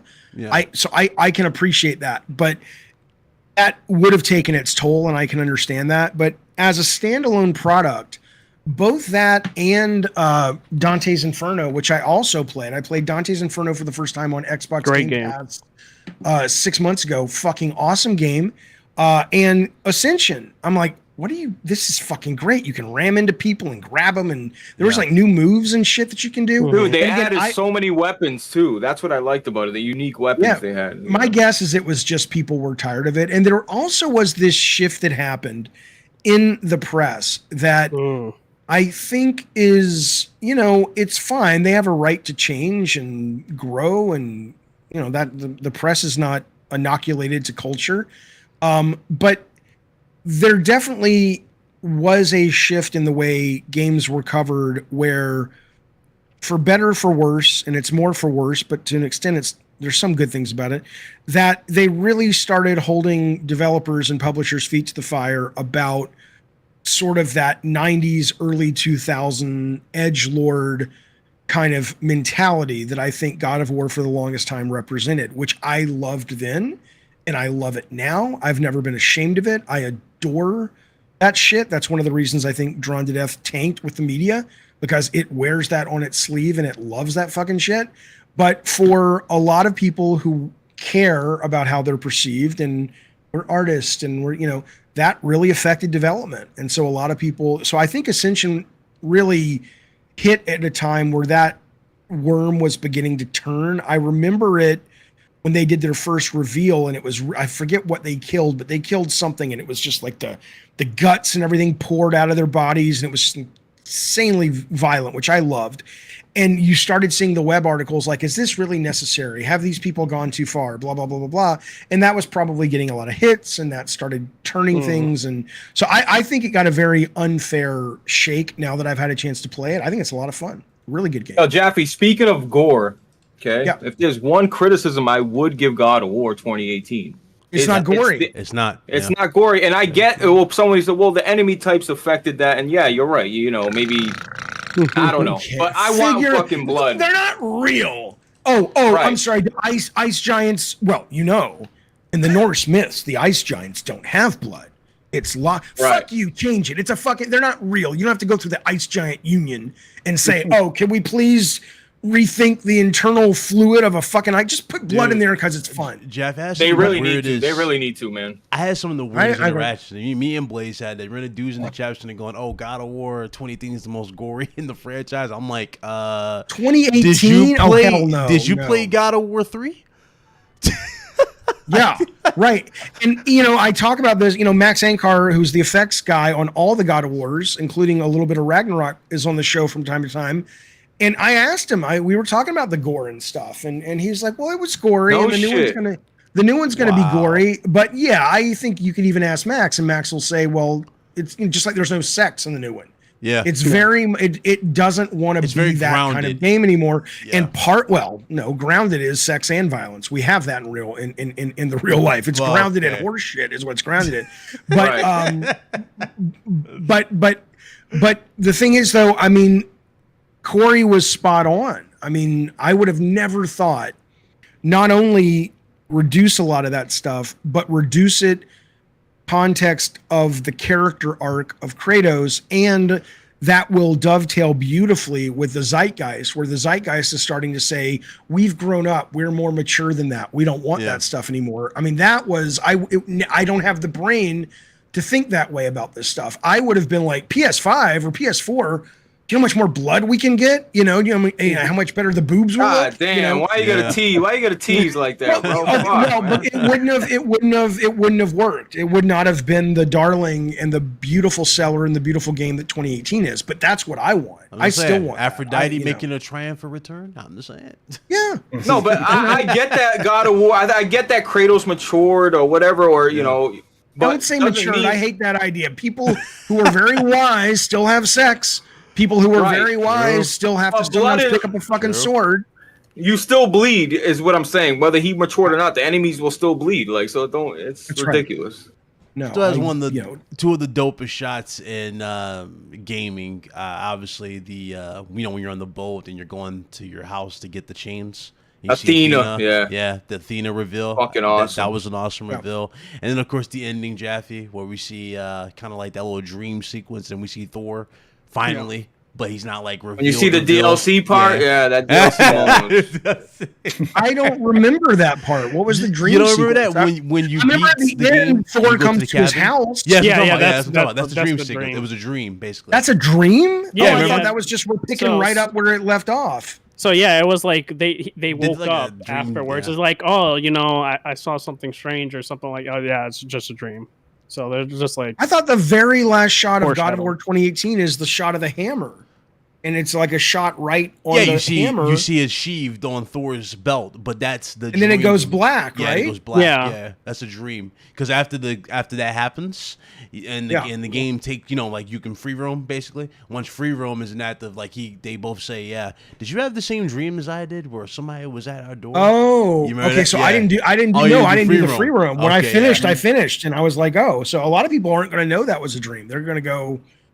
God of Wow, War sequel. Ragnarok opens with Thor at the door, with the hammer. That's what I was expecting. So I mean, I'm excited for it. I mean, we got. I am too. Yeah, I am too. Yeah, Ryan Hurst, who plays Beta from The Walking Dead. I fucking loved him in The Walking. is that Thor? Is that Thor? Yeah, Thor, plays yeah. Thor, yeah. Yeah.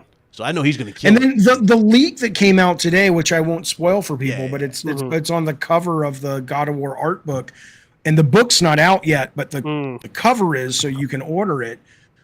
There's a really, I mean, I think it's weird looking, but I think it's a really neat story point. I'm like, ooh, Yeah. if that's true, that's cool. I like that. Yeah. I am Jaffe- very excited to see what Eric does with this game, man. I am because I know the guy. I know what he's capable of. I've never seen anything he's directed. I've never seen anything he's led outside of his category of game development, which is primarily combat.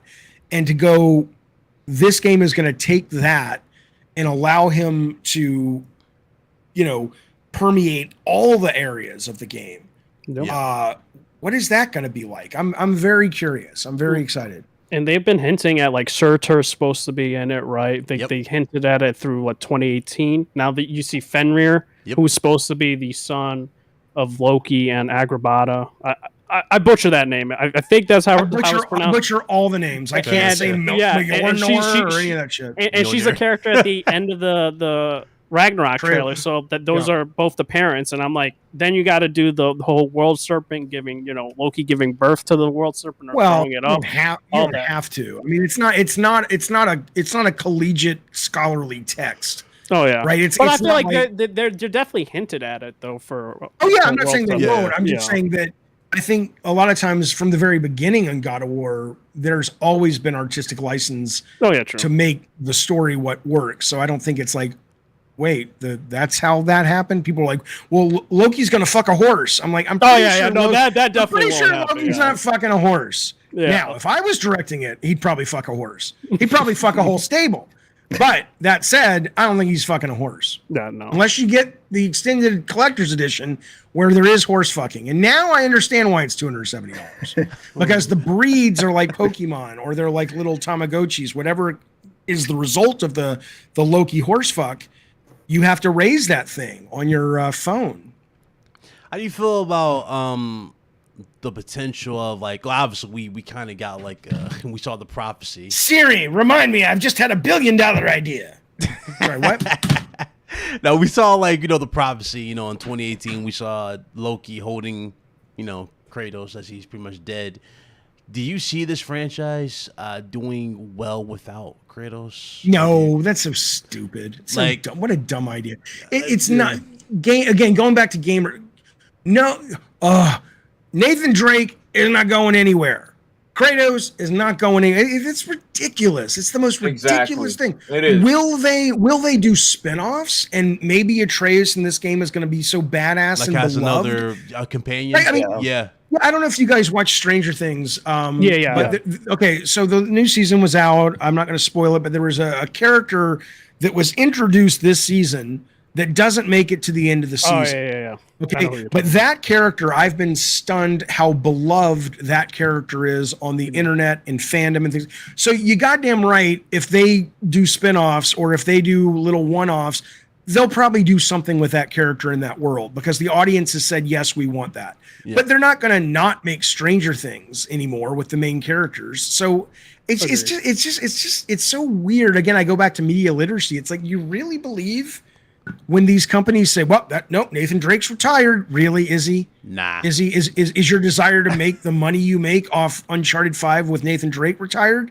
And because until that gets retired, Nathan Drake's not going anywhere. Yeah. Otherwise, Tom Holland wouldn't have been playing Nathan Drake. That's true. I had this conversation with them about it. At this rate, you might as well call it Tomb Raider. You know what I mean? If you don't have Nathan Drake in an Uncharted. Oh, yeah. Right. You might as well call it Tomb Raider. Mm-hmm. So he's basically now, they may kill him in this game, but that doesn't mean in the next game. Yeah, he'll he's, come back or something. I mean, how many times has the guy? Yeah, that's what crawled I out of hell said. before? Like, Yeah, literally true, every game true. he's died. Right. I mean, at this point, here's how you can identify a moron. Go to a superhero movie with no, not a superhero movie. Go to a Godzilla movie. And if they cry because Godzilla dies at the end, they're fucking moron. He's never coming back. He's never. No, Yeah. big seller. Yeah. What about Atreus though? Do you like? I hate that guy. I mean, Yeah, do he you was think fucking you, annoying, do, dude, do you sorry. think that they would kill him off, or you think they'll I just think continue that? I don't know if they will, but he could be killed off, and I think that would be fine. Unless he's so badass in this version. And I thought he was a great play mechanic in God of War 2018. I didn't have any problems with him. I didn't find him annoying, like, oh my God, I gotta babysit this fucking mechanic and all that. I don't like him. I don't like the way he looks. You know, I don't so I don't mean that like I'm shaming like his looks. I'm saying that as a video game star, I don't think there's anything interesting about him that I'm like, ooh, I want to play that guy. So certainly they could grow him in this game and turn him into somebody who could lead a game. But right now, why would I, if he died, I think that could be cool. I think if they kill him, the best thing, and here's the best thing to me, 99% of the audience would not agree, but the best thing is at the end, Atreus dies, maybe by Kratos' hand, because it's the only way they can solve everything. I don't know. And then that's like, you know what? Fuck it. This mature period, that shit's over. I'm going to Egypt and we're bringing Jaffe back because we're going to tear some shit up and we're going to fuck some shit. That because there's a point, there's got to be a point where does this go, right? Because really, where do you think it's going to go next? But I'm thinking Odin and Anubis are going to team up in Egypt or something. There's two ways it could go, right? There ultimately, and I'm fascinated by this. I haven't thought about this, but it's either you have to say Kratos is on the path to maturity, and that is what a noble character arc is that for the rest of his days, yes, he has to shove his demons down, but he'll always be wiser and calmer. Or he gets to, and that's the nice Hollywood ending. It's like, well, you'll always be an alcoholic, but there are things you can do and you're going to have to fight it every day. But, that's the noble path. There's also a path that I'm more interested in, which is all that shit that the world tells you it means to be mature, that it means to be right, that it means to be good. How much of that is the powers that be literally shoveling you horse shit to keep you quiet, to keep you placated, to keep you down so they can take the money and they can take the power. And Kratos has that realization. And then he says, I'm not going to hide who I really am. Who I really am is the guy I always was. And the beard comes off and he goes to get revenge for Atreus dying. The beard comes off. That's awesome. Gets the goatee back. Yeah. Or you just get rid of the fucking beard that makes him look like a fucking grandfather and just go fucking fight. That would be my God of War 5. But again, Corey's a better writer. I have no doubt they're going to come up with something brilliant. How would you feel if Zeus makes a return of some capacity, his spirit or something? I would say Athena more. Yeah, she's always in the mix. Zeus is. I mean, obviously he's dead. I don't have a lot of affinity for that character. It's not like Athena. Zeus is just kind of like he was just like a big bad guy, and he yelled a lot. And I'm like, all right. I don't think he's one of those characters that's so endearing that I'm dying to see more Zeus. But I liked Freya. I was bothered she became a bad guy. But we'll see what happens there. I still that's because of her son, right? No? Yeah, you killed Baldur, the guy. Yeah, you killed him. He was a dick. Times. You fought him like 12 times. At that point, you basically put him out of his misery after you fought him 12 times. And it was convenient that he regenerated his, because all the blood that you see it just like dissipate, invisible, like go back to his skin. Yeah. Then it was I ain't gonna lie, Jeff. I don't know how you felt, but I thought Poseidon still has I still think Poseidon has the dopest design boss wise that we've had in God of War. In God of War 3, right? With the horses, the water horses. Yeah, that was awesome. Fucking awesome. Hard to beat that. Well, fellas, listen, I got a few more minutes and I'm gonna go set up. We're playing the Quarry multiplayer tonight over on my channel. Is there anything else you want to get to? We should get to it now, otherwise I won't have the time. Yeah, no, pretty much covered everything. We naturally went Okay. through all the main topics. Wait, multiplayer? And Yeah, they and what- released the multiplayer patch last week, and it's you can play with up to 8 people. So it's like most of it is like when a press X or triangle to decide if you're going to do this, and everybody presses something and they vote the story along. No shit. That's I crazy. was hoping the multiplayer would also have the couch co-op where you pick a specific character.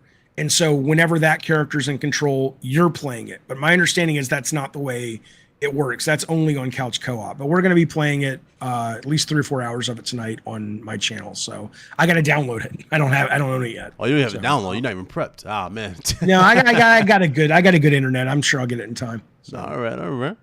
You guys got any questions for Jeffy? You want to ask?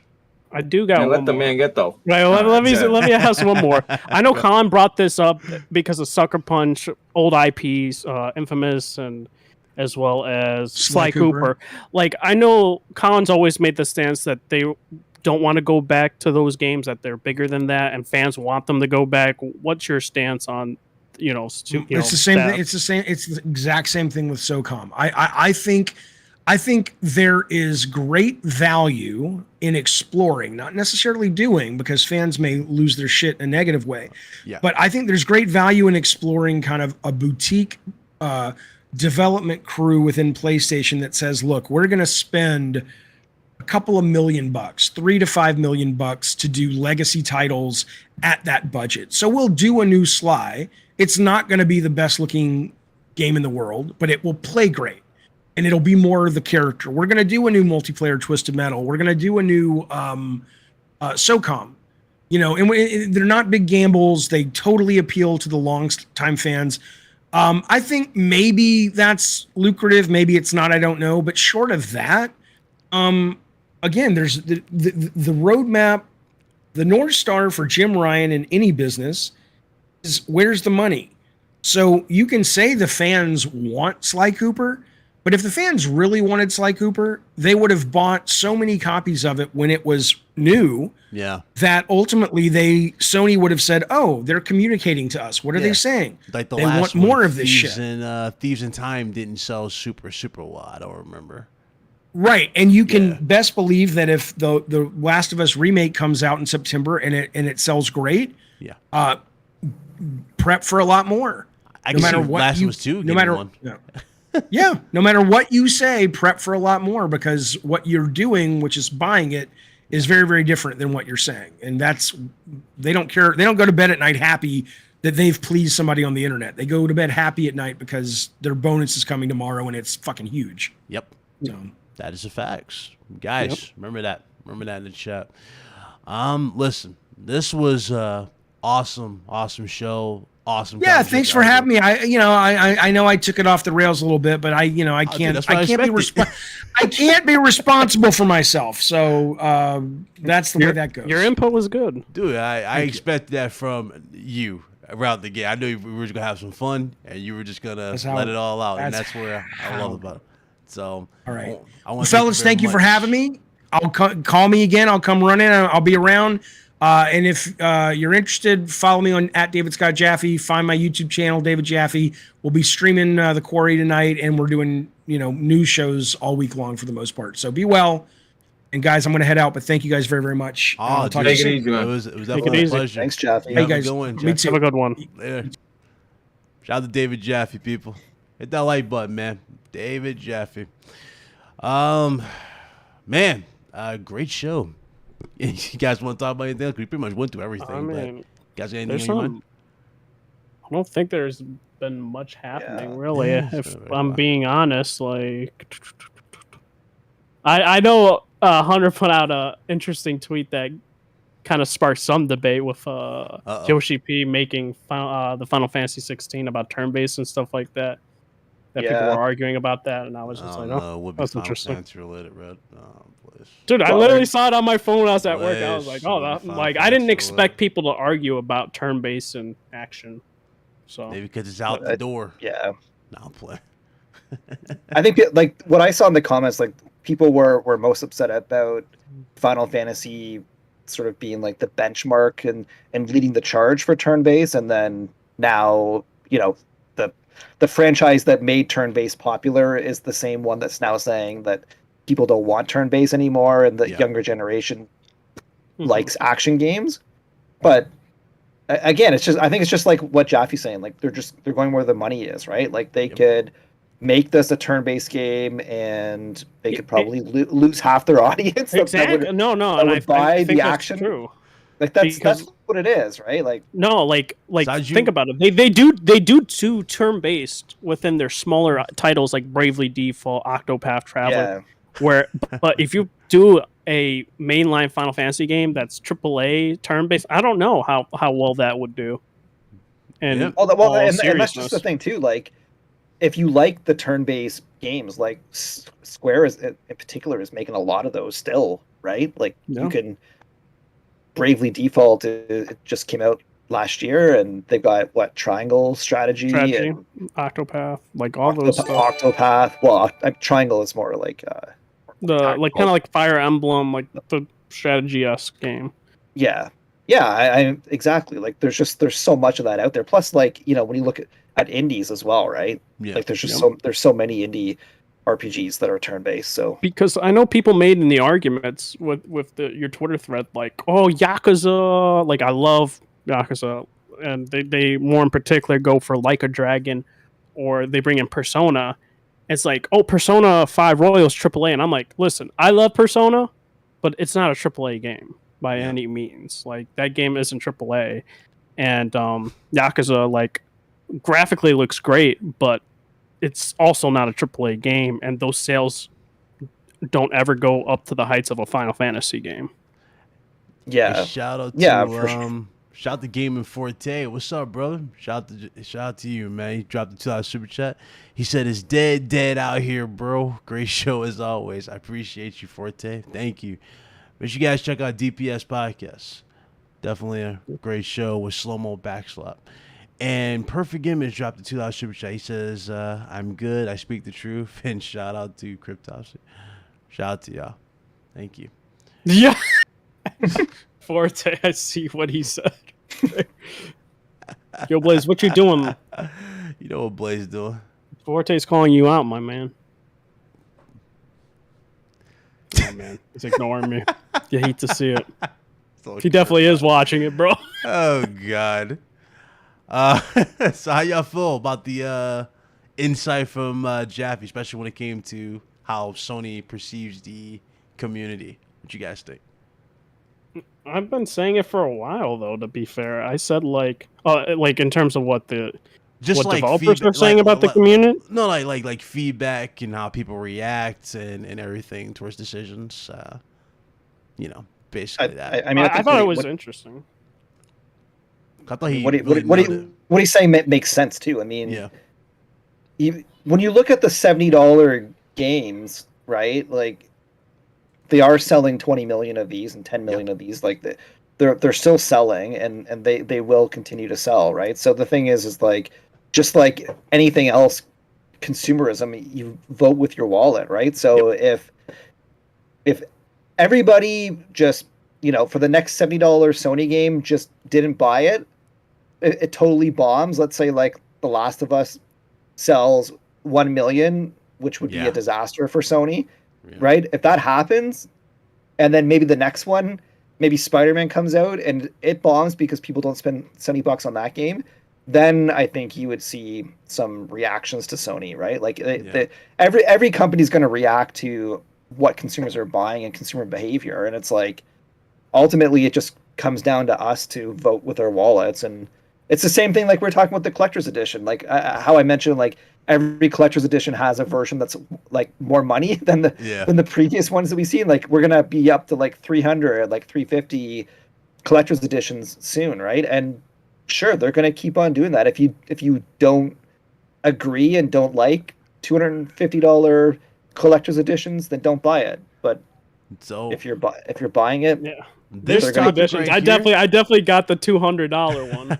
This Not looking at fucking Pornhub, dog. Relax. Bro, we mentioned it, and you couldn't even say a word.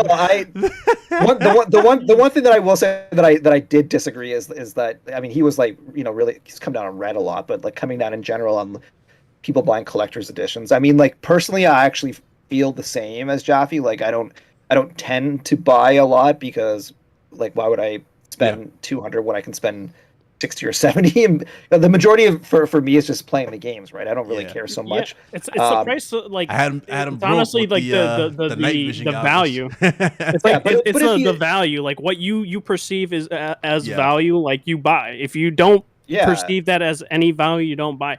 Like me, I just want Yeah. the damn hammer. And Like I that's don't. I about just don't it. think you should come down on people. Agreed. You know what I Yeah. mean? Like if you're a huge fan of like God of War is part of your identity and you just love everything God of War and you have to have this $200, $250 version, like all the and he got the money, like all the power to you, right? You don't have to feel like he was like saying like, think about the people that don't have money and like, I mean, Yeah, he's like, I'm gonna make I- you feel bad, and it's like, I mean, It's like, yeah, but if you're gonna Jaffe. do that, then you're gonna do that for like everything in your whole life, right? Like when I go and spend $4 on a Starbucks drink where I could have spent $1.50 at the McDonald's or something. Yeah. the Joe shop down the street. Like, should I also feel bad about that and like feel about and making other like folks products like like phones, what- buying phones, and all this stuff. Yeah, no, but we're Yeah. talking $4 to like $300 when the PS5 is $400. It's just.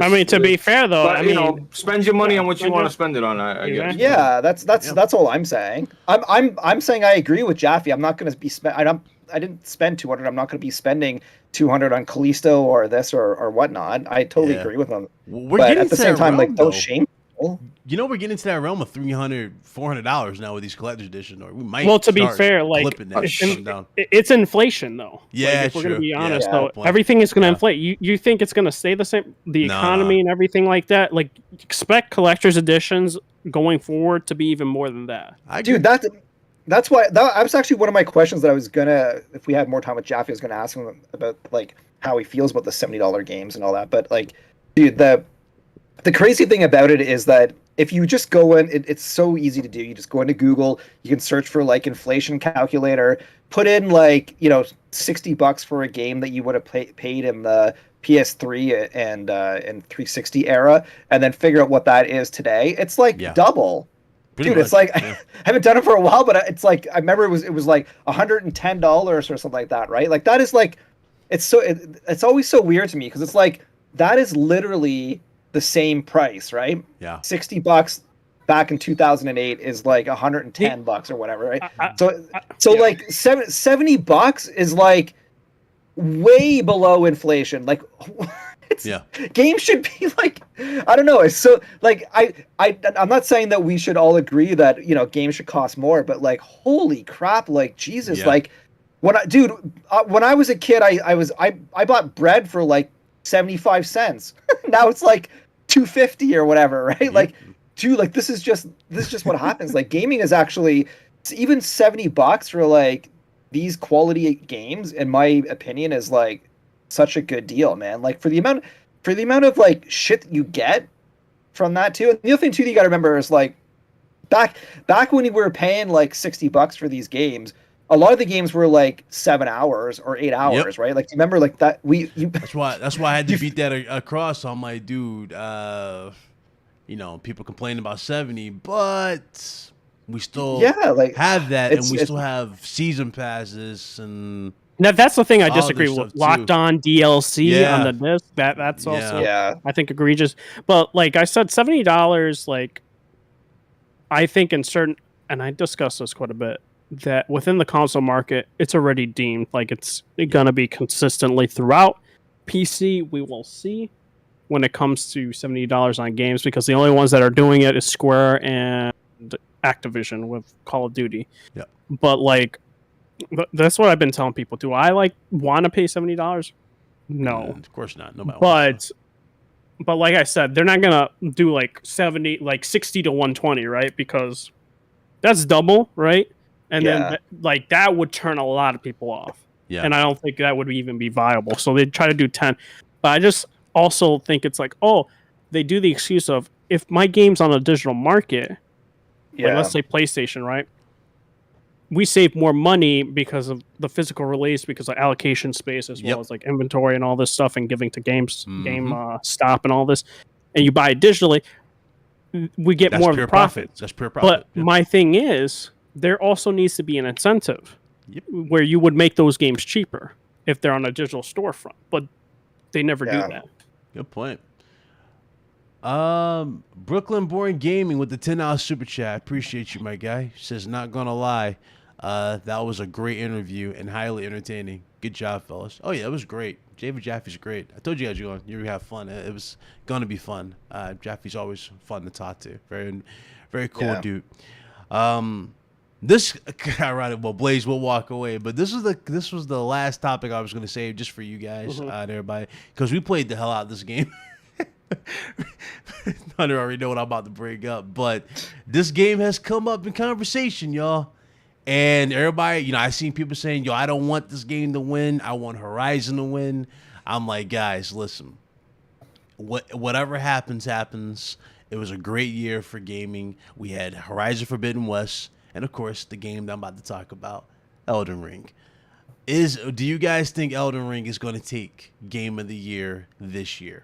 Depends on God of War, for me personally. Depends on God of War? Okay. If they have a lot of varied, like, this is what I want from God of War. I've said this. Varied boss battles and more weapons and different you might get realms. one with God of War. I don't know, man. They definitely need more than one. You might get one with just Mjolnir. I don't think you're I think they need to add at least one more, like the Sword of Olympus or something. Yeah. No, okay. And The and hammer, then different for sure. bosses, different realms.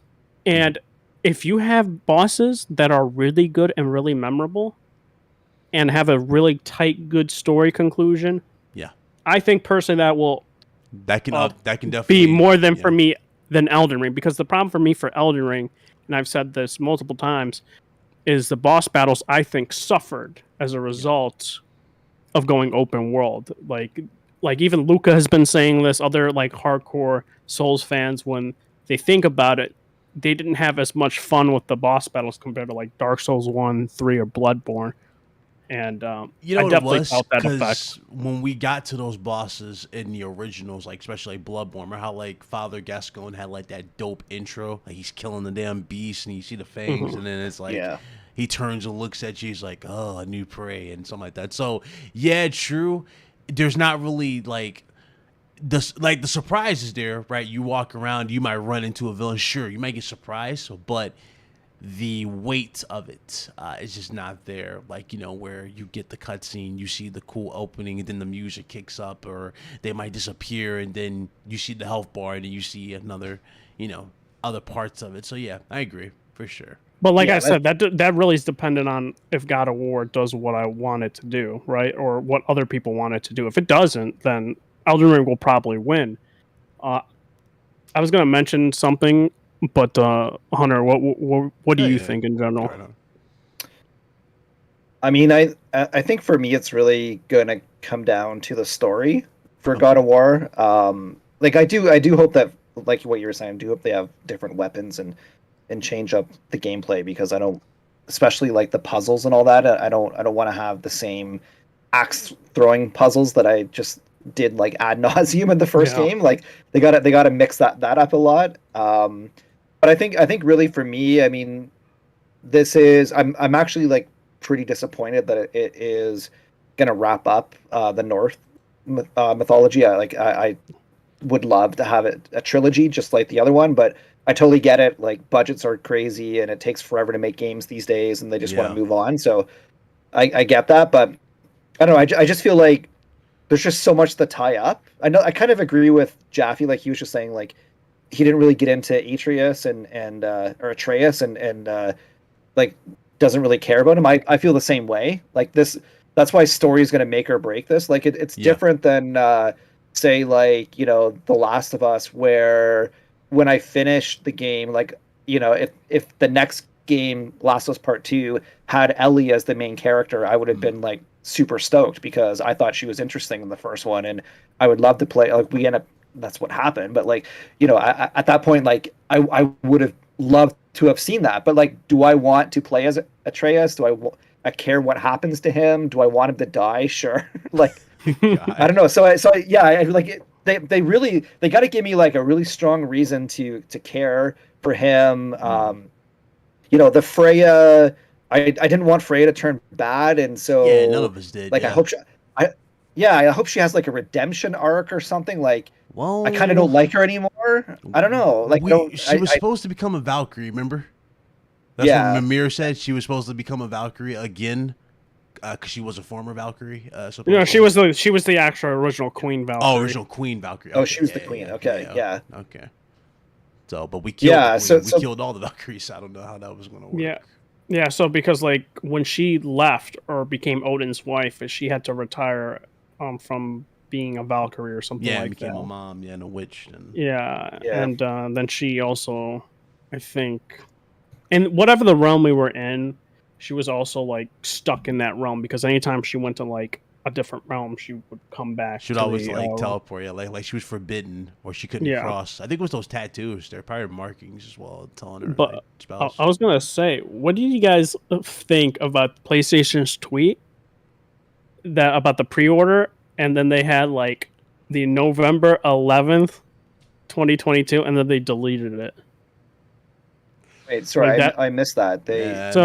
J-Main, like, because I didn't get to see it, but he had like the tweet of I'm trying to find it, that PlayStation tweeted out that the collector's editions and all the editions are live, and they had what is it? Let me make sure that it was supposed to come out November 11th originally.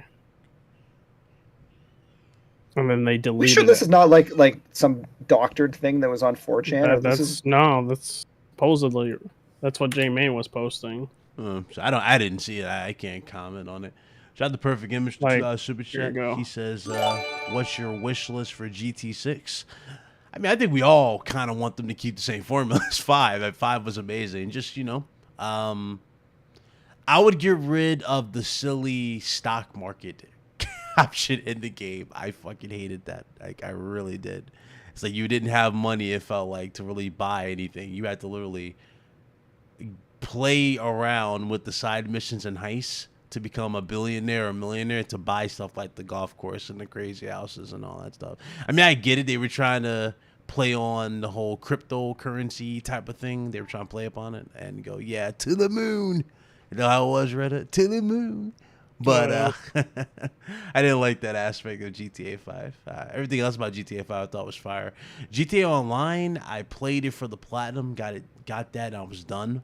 But GTA Online has some cool moments like golf and stuff like that. That's cool. But I'm not really in on the whole GTA Online. And speaking of GTA Online, Red Dead Online's finally dead. They finally said their goodbyes. The community saying goodbye. Yeah, the community. No Red Dead 2, PS5 remaster or nothing like that. No, nothing. Well, and they said like most of the dev team has moved on to GTA, right? Yeah, GTA 6 and GTA Online. So that sucks. I mean, the best way to play that game now is still on PC. It seems for Red Dead 2. Yeah, it sucks for console players that want like 60 FPS and all that. You'll get it eventually. I'm pretty sure they will. Dude, it's not going to be for a long time. It won't be for a long time. Let's be real. No, I'm saying you'll get it eventually, but it'll be like a while. Like when Red Dead... That's if we get a Red Dead 3. I don't know if they will do it. They probably will, just to tell... What was it, Jack's story? Because remember at the end of Red Dead 1, he kills... The dude who kills his father. So you'll get that, and then that's going to be the end of the franchise, maybe, for Red Dead. I don't know how they're going to do Red Dead afterwards, but... There's I don't know. I think it might be during PS6 generation. You'll see maybe a Red Dead 2. I mean, we're still supposed to get Bully. What happened to Bully, Hunter? Remember Bully 2? Where's Bully? Come on, dude. There's been so many rumors. I don't honestly like.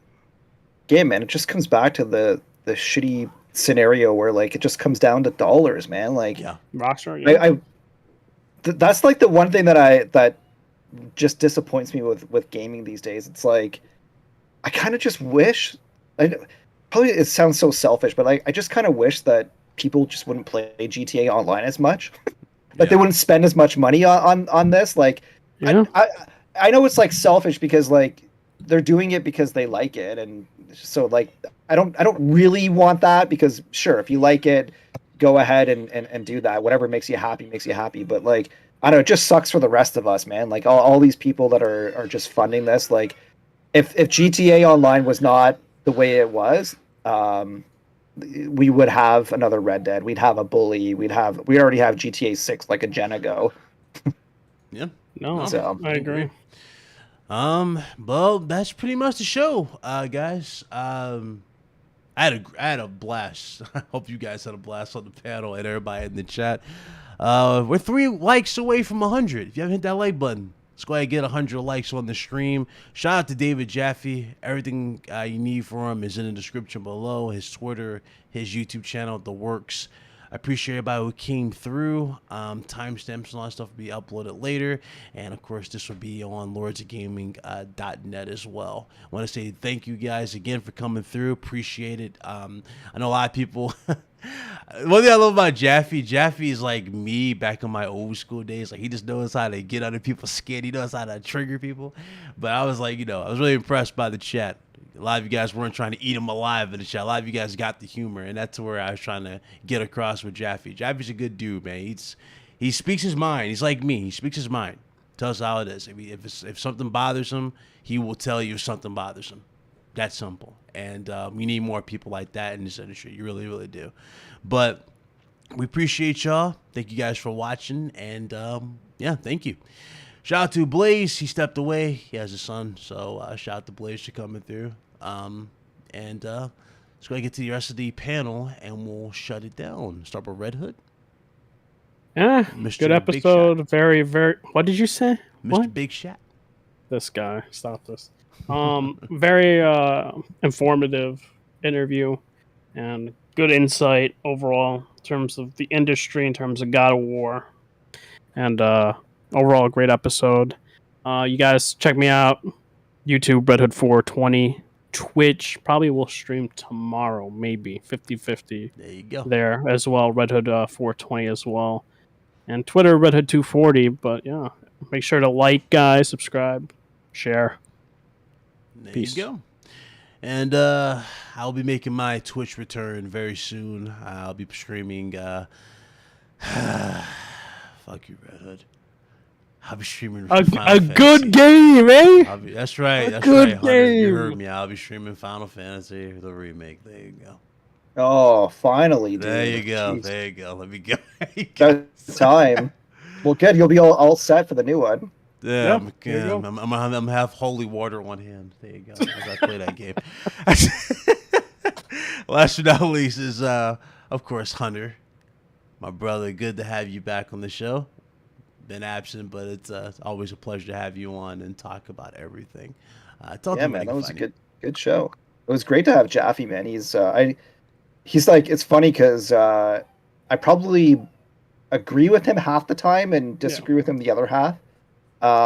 So it's always interesting because it's like he's kind of sometimes he says things that I'm like, I don't agree with that, but I love his opinions though. You know what I mean? Like, I love that he's just a real guy and himself. Yeah. Yeah, it's even better that I don't agree with him all the time because like he brings a different perspective. Yep. Right? He makes me think about things in different ways. So always a great guy, and he mentioned that he'd come back again on the show, so that's awesome. Looking forward to that. Yeah, I am a PS Plus extra subscriber, so Stray Oh yeah. it's gonna be landing on the service on Tuesday, and I know a lot of people have already pre-ordered it as well, so that's gonna be huge. I'm like beyond stoked for that, man. Like, I don't know, man. I'm actually not even like an animal person. I don't have a cat. I don't have a dog, but like, just something about this game just looks so awesome. Like, Yeah. you guys seen the fast travel? They just showed that where it's like you ride in a cat basket They nailed the aesthetic. They really nailed the aesthetic. from roof to Hunter, roof. Yeah. They were showing it off on the Steam Deck too, the developers, Yeah. I think. Dude, there's a trophy for sleeping, for having a cat nap. Yeah, I think you literally have to put your cat asleep for an hour and then come back. So Dude, I think it's hilarious and I think it's awesome. I think the game just looks absolutely phenomenal. That's why, Jaffe was talking about indie games and like how they bring so much creativity. It's like PlayStation, I know everyone talks about the big like marquee titles and all that, but like PlayStation wouldn't be where it's at right now without these amazing indie games, man. And it's like there's not a whole lot to play this summer, and Stray has just been kept me excited, man. It kept me excited to play PlayStation, to looking forward to PlayStation games. Like same with Sifu. Yeah, like back in Sifu, and like back in January, like there's already a lot, but I was like, man, like if Sifu was not releasing, my hype for February would have certainly been less. So I'm super pumped, and hopefully next week we'll chat a little bit about Cats and Stray and True. I'm surprised. Like honestly, I don't know if y'all been paying attention to Shuhei's Twitter. He's been playing a lot of Fall Guys. I wouldn't surprised if they got like some deal happening or something. But I'm like, hey, he's enjoying the hell out of Fall Guys. Shout out to Shuhei Yoshida. It definitely is. Well, I mean, like Sony is invested in Epic, and Epic bought Mediatonic, right? I think it's the company name, right? Yeah, dude, it's such a hassle on Steam because it's like, oh, you gotta install the Epic services and then log into your Epic account. I was just like, oh my god. Well, it's such a bad decision, but as far as I understand, you can't, like, a new person can't download the game on Steam. No, they can't. Only people that already downloaded. They're still going to support Steam because it has a lot of people that already downloaded it. But yeah, it like why would, like, I don't know, man. Like I get Epic bought it and they want to bring exclusives, but that's just not the right. They want more people to go into their ecosystem, which like I said, who's gonna go for Fall Guy? Exactly. Like they'll play it. Let's say they'll get it, but they're not gonna buy games on their storefront. They're still gonna buy games on Steam. Like I think like the biggest problem with Epic right now currently is their DRM with their client. So if your internet goes out and you have games that are single player only games, you cannot play them. Yeah. Damn. Yeah, I don't know. It's just weird, especially since, like, I don't know, like Epic is always like reaming on Apple for being so restrictive, and it's like, dude, you guys are doing similar things. It's just weird too, because like I think that they, like, Fall Guy mentioned that they had 20 million players, and like, wow, okay, sure, that's a lot of players, but we all know what happened with like the original release on PC and PlayStation. Like, it launched into PS Plus, and like millions of people were playing it. Everyone was talking about the game last August, September, and then after a couple of months, like, I mean, I played it pretty much every day when it came out. After like a month or two, I just kind of got bored of it, right? Like, it sure, like, it went free to play and on more platforms, and so that's why it got a boost. But like, the player base is going to drop quickly, is I bet, for that game, and so the fact that they would just remove it from Steam is just such a dumb idea. Good point, man. But that's it. That's it, everybody. Enjoy your weekend. We'll see you guys next week. And we had a blast, man. Shout out to David Jaffe. Shout out to all you guys. Everybody brought great questions on the panel, and everybody in the chat. We appreciate y'all. See y'all next one. Y'all be blessed. Y'all be easy. And I'll holla at y'all. Later.